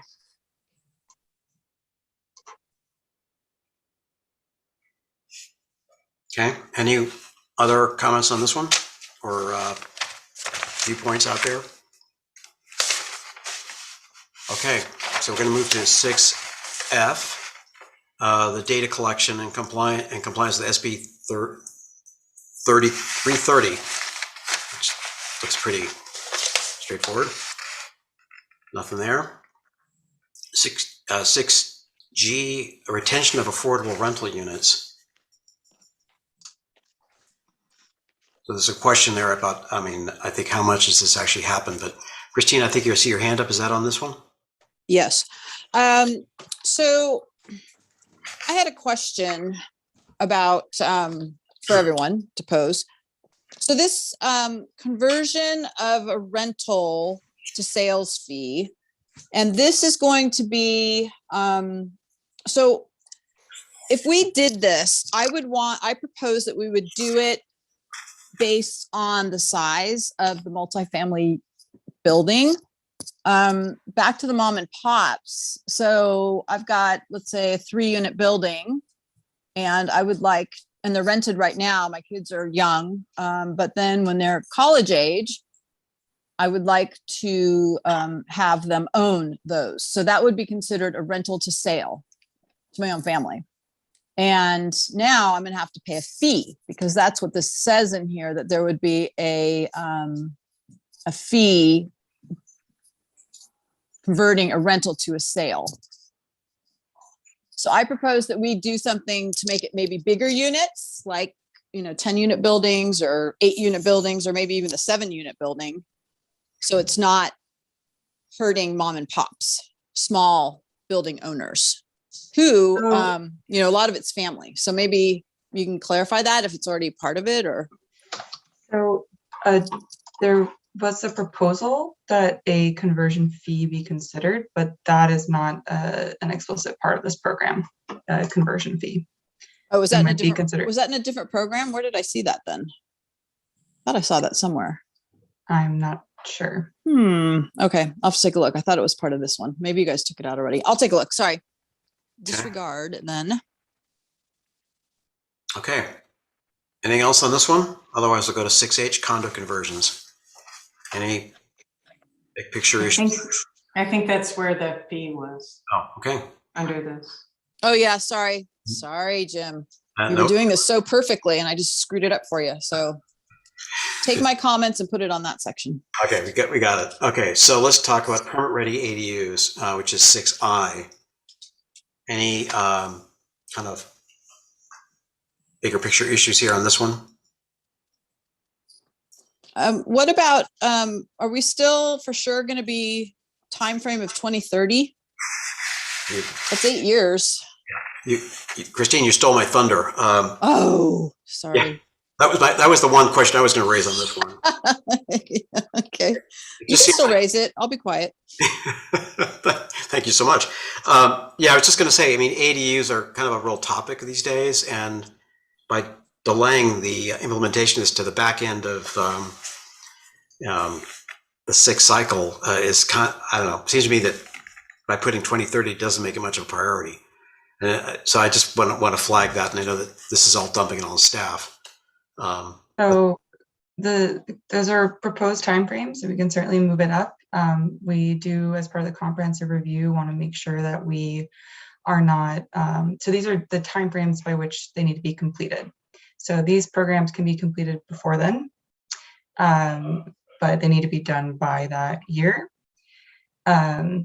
And we can move it up, but we do just want to be mindful of the big picture of when we have to do all of the programs that are in the housing element. So we're not overloading one year or another, and recognizing that some of these will take multiple years to undertake. But we can move that one up, okay, if that's the wish of GPAC. I would circle that one. That would be my 2 cents on that one. Any other comments on this one, on 6I? Otherwise, we'll go to 6J. Anything there for folks? Okay, well, now we move on to goal 8, the height and density element. Let's talk about 8A, downtown densities. Any big picture issues on this one? I see Matt. Shocking. We've had some discussions in chamber about this idea of minimum densities. I know some other cities do it. But I guess a couple of things that concern us about this is it's based on the brief discussion we had, it seems pretty undefined how big of an issue this is of underutilizing lots. The complaints that we mostly hear from our people that participate in these calls is that things have gotten too dense. I'll harken back to the semi-rural discussions we've had. So it seems to me it's undefined how big this issue is. And it's almost like it's a solution kind of looking for a problem, or it's unclear the impact this would actually have on us reaching our arena numbers other than a theoretical math exercise on paper. And so it just seems a bit of a stretch. Secondly, it gets the city into a pretty deep area of defining the economic parameters of any development. To some extent, the city already does that by setting maximums, which is understandable because those maximums have such an impact across the city, whether it's views, infrastructure, streets, and things such as that. But now when you start to set the minimums, the city becomes deeply involved in defining these economic parameters. And I'm just not sure the city has the capabilities to make those kind of high and low definitions in the economic development of a particular lot. And I guess the third area is it just seems a further encroachment on a owner's property rights of how they develop the property. Once again, we understand the idea of the maximums because that has such an impact on so many other people in the area. But on the minimums, it's going to force people to do things that they, for whatever reason, they don't want to do. And that could actually stymie development by forcing owners into these tighter parameters than we have today. And we could get this unintended consequence of actually decreasing development because it's defined so tightly.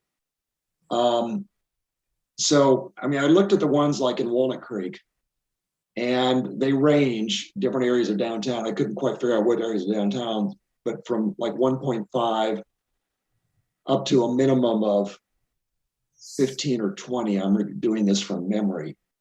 And that just seems excessive. And even, I know Diana was just throwing out kind of an example of, doing something along an average. That gets you into the 15 to 20 unit range per acre. And that just seems excessive in terms of defining these economic parameters of a development. So we've got some really grave concerns about this. And, you know, we're open to maybe a very, very low number to see how this affects things.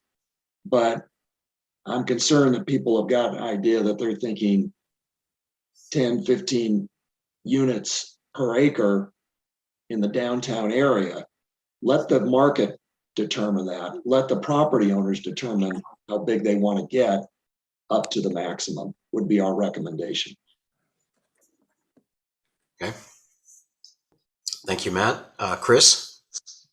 Well, I agree with everything Matt said, and my concern, and I think his concern is too, that you're taking the market out of this equation, and so a lot of things will happen to force building, or building won't occur at all.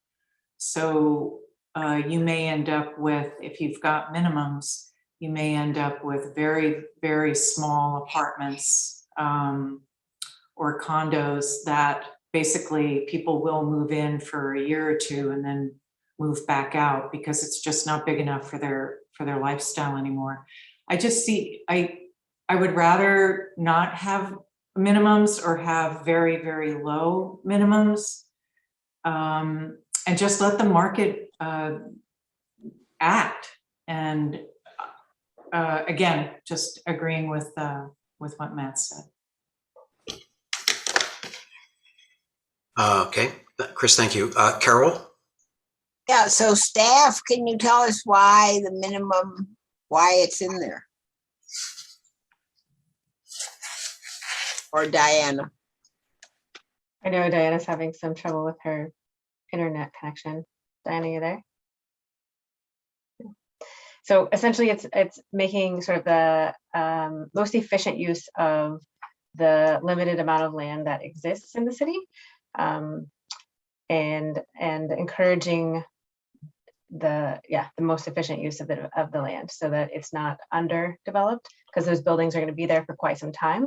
And so if it's a missed opportunity to develop to the extent we can, and meet those RHNA numbers and provide that housing and affordable housing, that's sort of the main reason.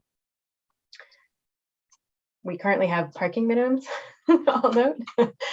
So that's an example of how existing zoning does control some of the parameters of costs. And the density minimums, I'm not sure which jurisdiction you were referring to that had a density minimum of like 20 dwelling units to the acre, but you know, I think some of the examples that Narup sent are much larger cities, Well, right? I think they got pretty large. So it's like a very different context, and that's the thing, is we want to be context sensitive for each of these, and that'd be part of the assessment in looking into this program. I see Chris, and then I see Anna's hands. Oh, I'll go after Anna. Okay, Anna, please go ahead. Thank you.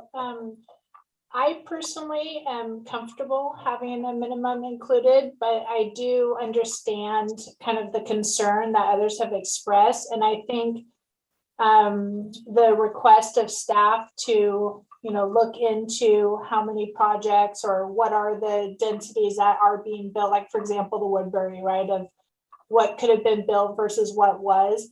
If it's a couple random one-off projects, it might not be kind of as intimidating to set a minimum.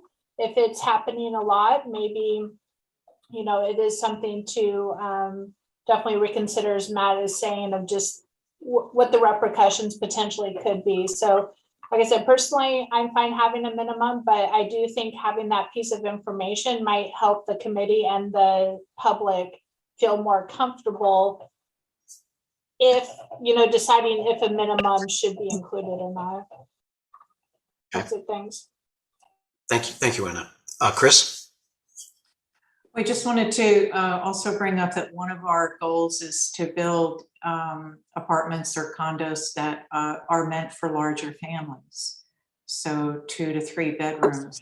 And it seems like having a minimum density might actually negatively impact that goal, because you need more square footage for those larger units. It would be nice to have them in the same buildings. Maybe not, but it just seems like if you're pushing density, the square footage for each unit will probably be smaller than larger. Mhm. Okay, Just want to bring that up. thank you. Dawn? Yeah, question, do we have any information about what the cities of Moraga or Rinda are doing about this particular issue? I realize we are independent, but at the same time, we are in the La Miranda community, and it would seem to me that there is some appropriate comparison. I'm pretty sure that Rinda does have a minimum. I'm not positive about Moraga. Rinda does have density minimums. Which one, Renata? Rinda?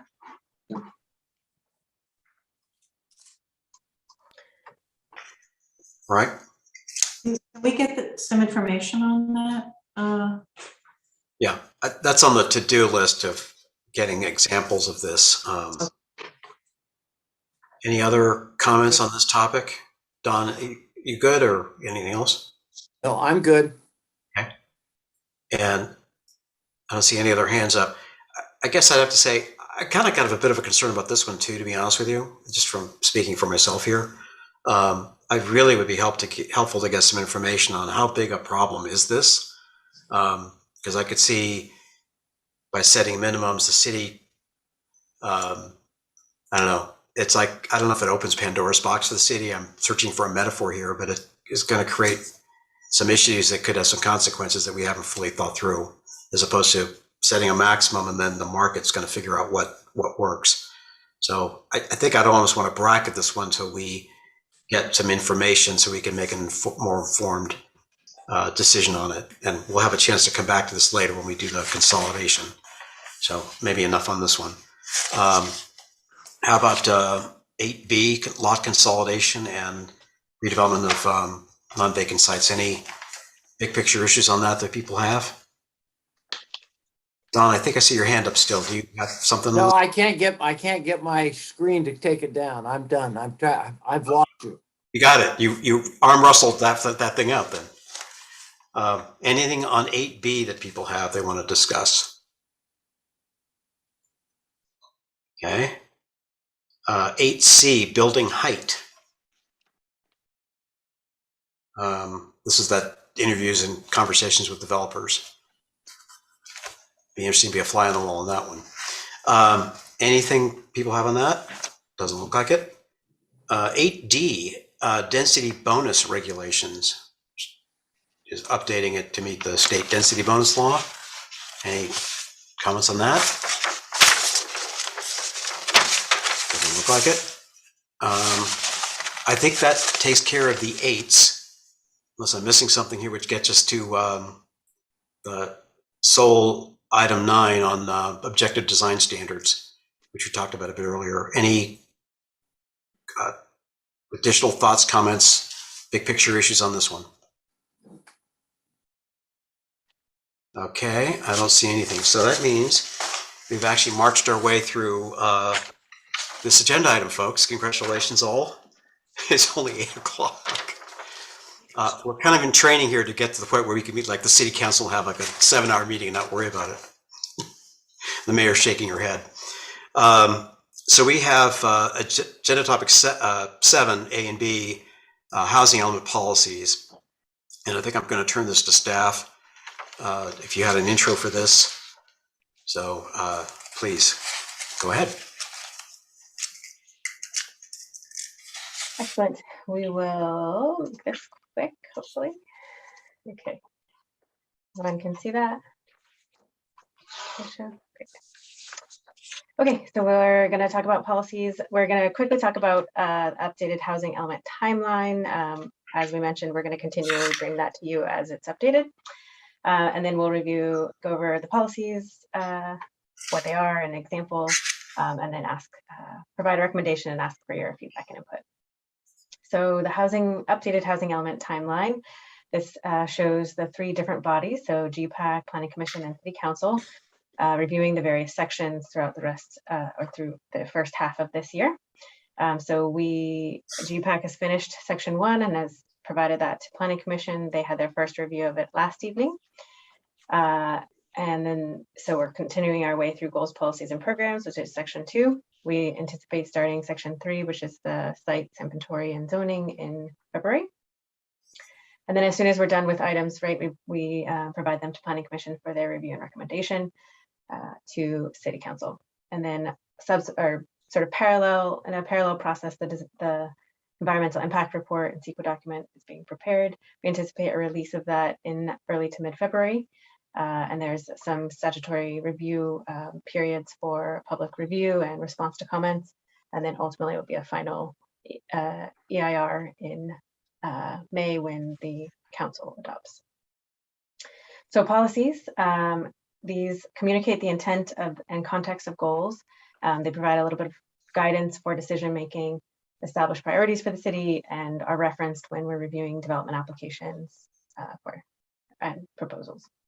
So the approach that we took in terms of establishing the policies were to use the existing policies where they fit, amend the existing policies, adding new policies where we needed them, where we have some new goals that this group has established, and then also some of the existing programs became policies as they were not really action items, but more directional. So this is an example, one that's outlined in the documents that included in the documents that you have. We provided this in context, so you have the goal, the policies, and the programs sort of in a summary format. And the policies that are outlined in the box are the ones that we're really hoping to get your feedback and guidance on. So again, goals are the general direction setter. The policies provide additional guidance and clarification. And then the programs are the implementation of those goals and policies. So when we're looking at this, we just want to check in about whether or not each of the policies is under the best fitting goal. If there are other policies that might be needed to address different aspects of the goal, and then also if there are any revisions that might improve the clarity or consistency. So we're recommending that you review the proposed policies, consider any changes or additions, and then direct staff to make revisions and continue the matter to your next meeting, which is January 20th. With that, we're available for questions. Thank you, Sarah. Do members of the committee have questions for Sarah on this one? And then I'll open it to the public and we'll come back. I don't see any. One question got cut off on my screen is, Sarah, when do you need comments back?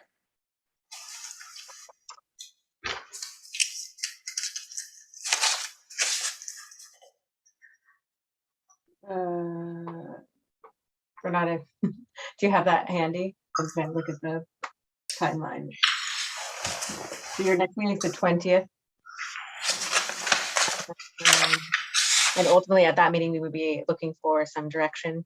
So ideally, it would be like the 12th, like next Wednesday. Okay, thank you. What was the date? The 12th of January. A week from tomorrow. Other questions? So I have one, which is to clarify again. So then for what I would want to do would be looking over the goals, policies, programs we've been working through, is to see if, like, do we have them in the right place? Are there a set of mismatches here? I mean, is it all logical? I mean, a simple reality check is what you're asking for. Is that a fair way to frame this? Like anything missing, anything needed to be added, doesn't make sense. Yeah. With a specific eye to the policies, because we'll do the whole global thing also in that comprehensive review, but kind of locating those policies and identifying gaps. Yeah, so what are we missing is sort of the question. Like, what do we overlook here? Kind of a thing.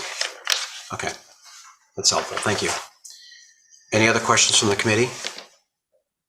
So with that, since this is an agenda item, Sarah, could you please open this to the public to see if we have any comments or questions or observations? Sure. If you would like to make a public comment on this item, please use the raise your hand function at the bottom of the screen or *9 if you're calling in.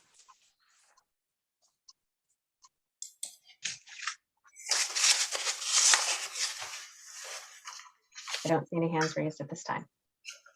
Okay. So the takeaway is we've got just about a week to sort of like work on this and get it back to staff. So that's just duly noted. The next one is the housing element constraints analysis. So Sarah, do you want to touch on that, or Renata? Sure. If there was any, I don't know if anybody had a chance to look at the policies prior to this meeting, but if you have comments now, we're happy to take those. But if you don't, then we can take them in written form and redline a version for your next meeting. Okay. Carol, I see you have your hand up. Yes, why on the non-governmental constraints? Why isn't community opposition there? I think that's on the talk about it.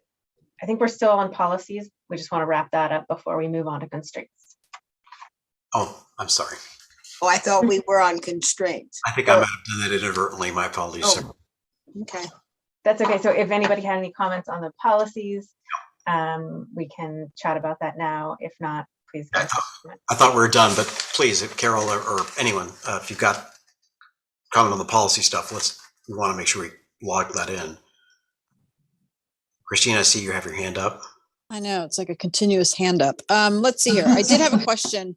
And I'm not sure if this is the 6 cycle housing element draft policies, draft goals and policies. On page 5 of 5, I just was curious what ongoing activities, it says on page 5 of 5, work with property owners through the permitting process to convert and reclaim illegally converted units back to their original residential use. What does that mean? Is that the staff memo you're referring to? I'm sorry. Yeah, no, it's the it's six cycle housing element draft goals and policies. Goal 1, goal 2. From the last page. It's on the On last page 5, which would make it goal 10, ongoing activities. Sure. So I think that's actually already included in the zoning regulations. So it was a previous program that was part of the. What is it though? Like, I mean, so sometimes existing apartment buildings or older apartment buildings will be converted to commercial uses and without permission. And this is helping to revert them back to their residential use. And then, so that would basically, like, they wouldn't get in trouble for doing, you'd find out that they were using it for commercial use. Let's say it's supposed to be residential. And then I don't know how that normally works if they, it's an ordinance violation. So basically you would work with the property owner and say, hey, we understand you're supposed to be residential and we won't fine you and we'll help you find ways to get it back to residential. Is that kind of the gist of it? Okay. Says, here are the rules in place and yeah, okay. Important, and then give them a timeline to convert and help them do that. And then if they don't do it by the time frame, then we take further action. Take action on it. Okay. And then so just for little things too, not wordsmithing, but like grammatical stuff, you just want us to send something, a little note in on this? Yeah, that's great. Okay. Thank you.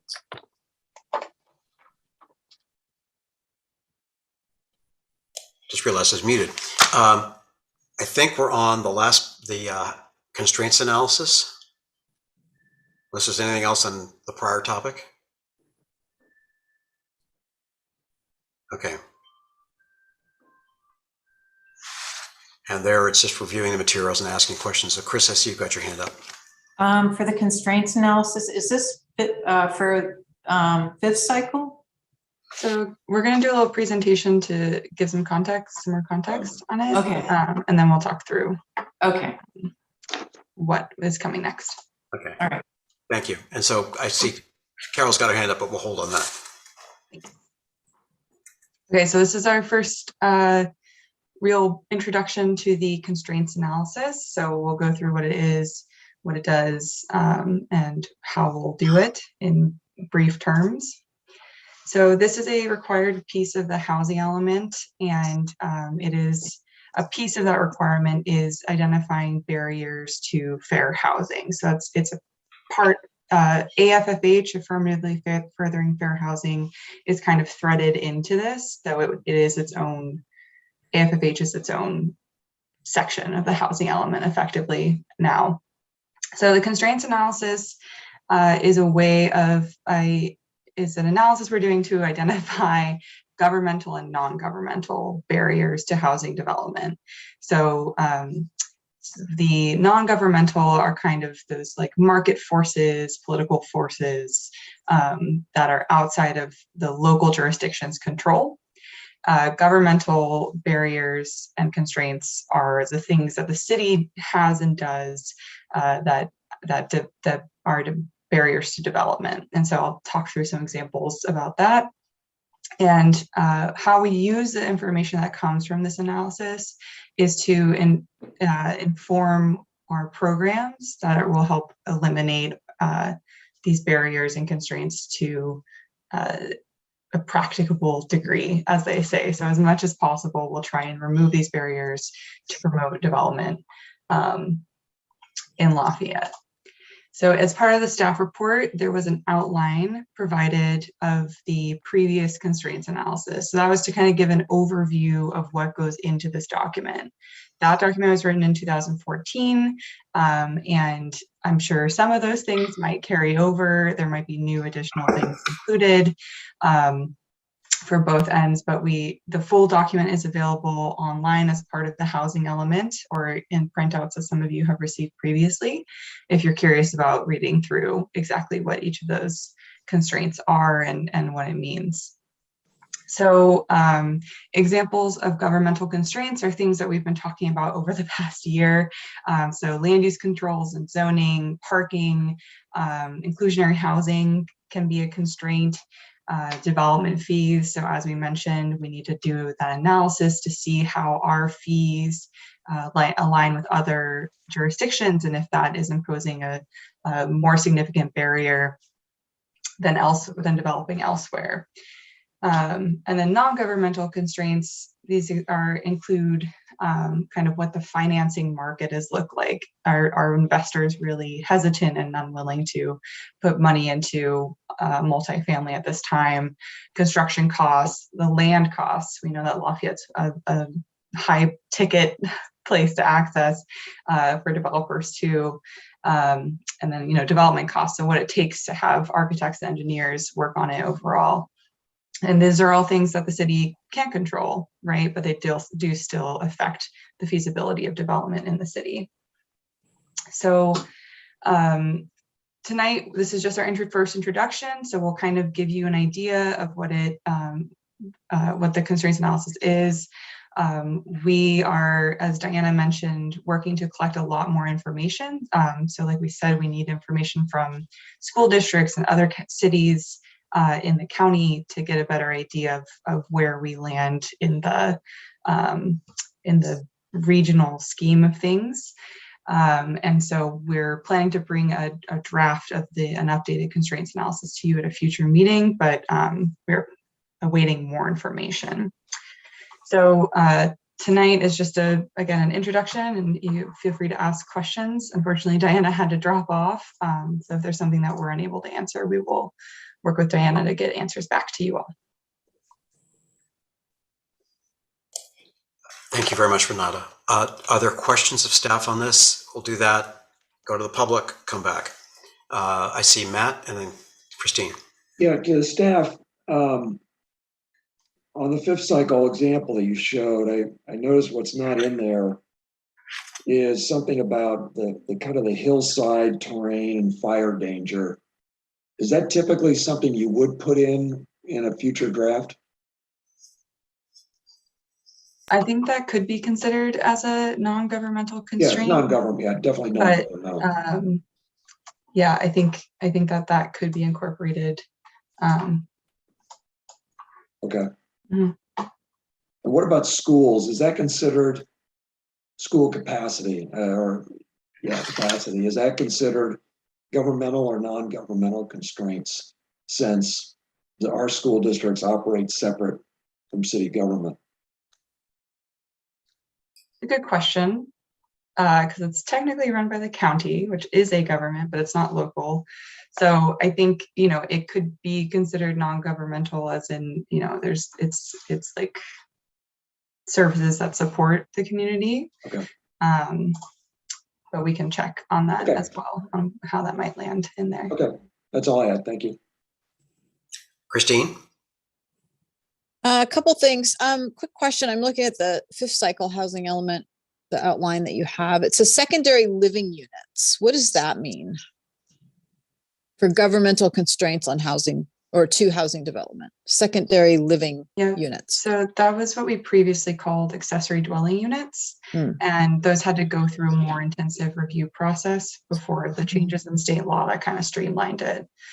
So could that come out then, or would that be removed? Okay, that would be removed. Okay. And so I should also clarify that part of the constraints analysis is also, it's identifying constraints, but also identifying things that aren't constraints too.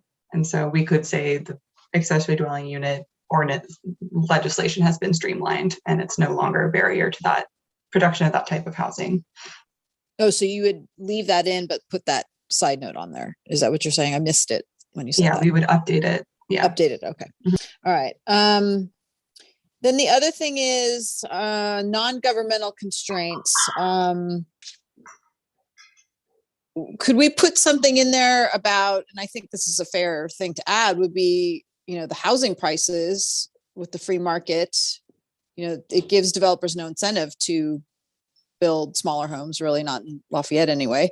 So that is a constraint to housing development, because you're going to get bigger homes, single family probably, because that's a lot of bang for your buck. We talked about already today, how some of these lots or parcels downtown could have had more than 6 townhomes on it. So I think the housing prices themselves, the free market, is really a constraint to housing development and the density, as far as densities are concerned.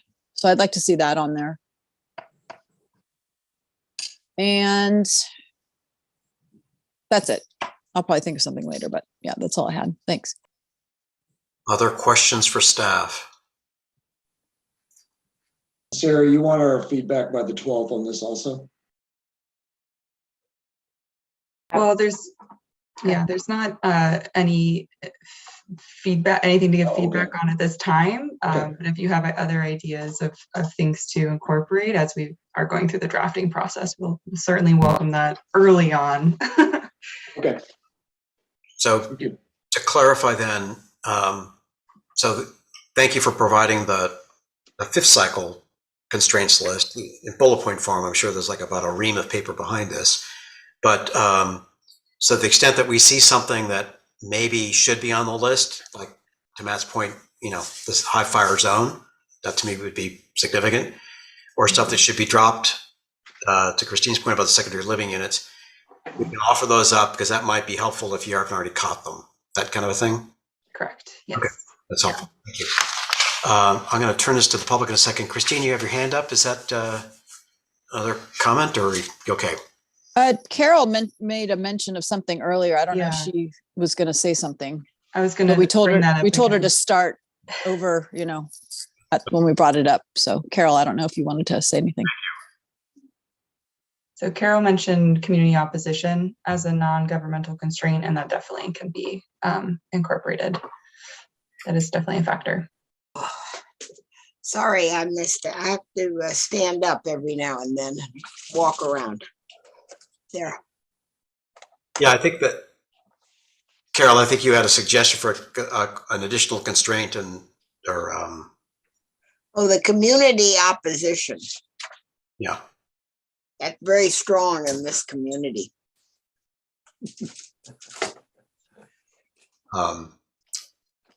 Does this go to HCD? Okay, The constraints analysis is a piece of the housing element and will okay. travel with everything else to Planning Commission, City Council, and then HCD. Okay, maybe I want to think about that. Okay, any other comments from the group? Or questions rather, I should say. So I think since it's an agenda item, we should open up to the public, see if we have any comments, questions, suggestions from those who are still attending with us. If you'd like to make a public comment on this item, please use the raise your hand function at the bottom of your screen or call star 9 if you're calling in. And Jeremy Levine has his hand up.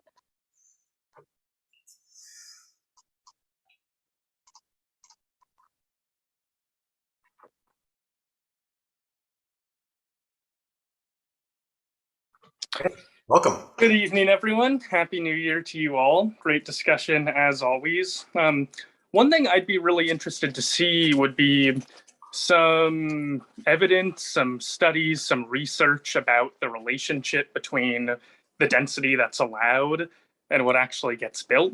Because, you know, Diana, Renata, making some very interesting claims about developers often making more money developing single family homes. I think that's totally true. I don't know what the market wants, and it will vary place to place.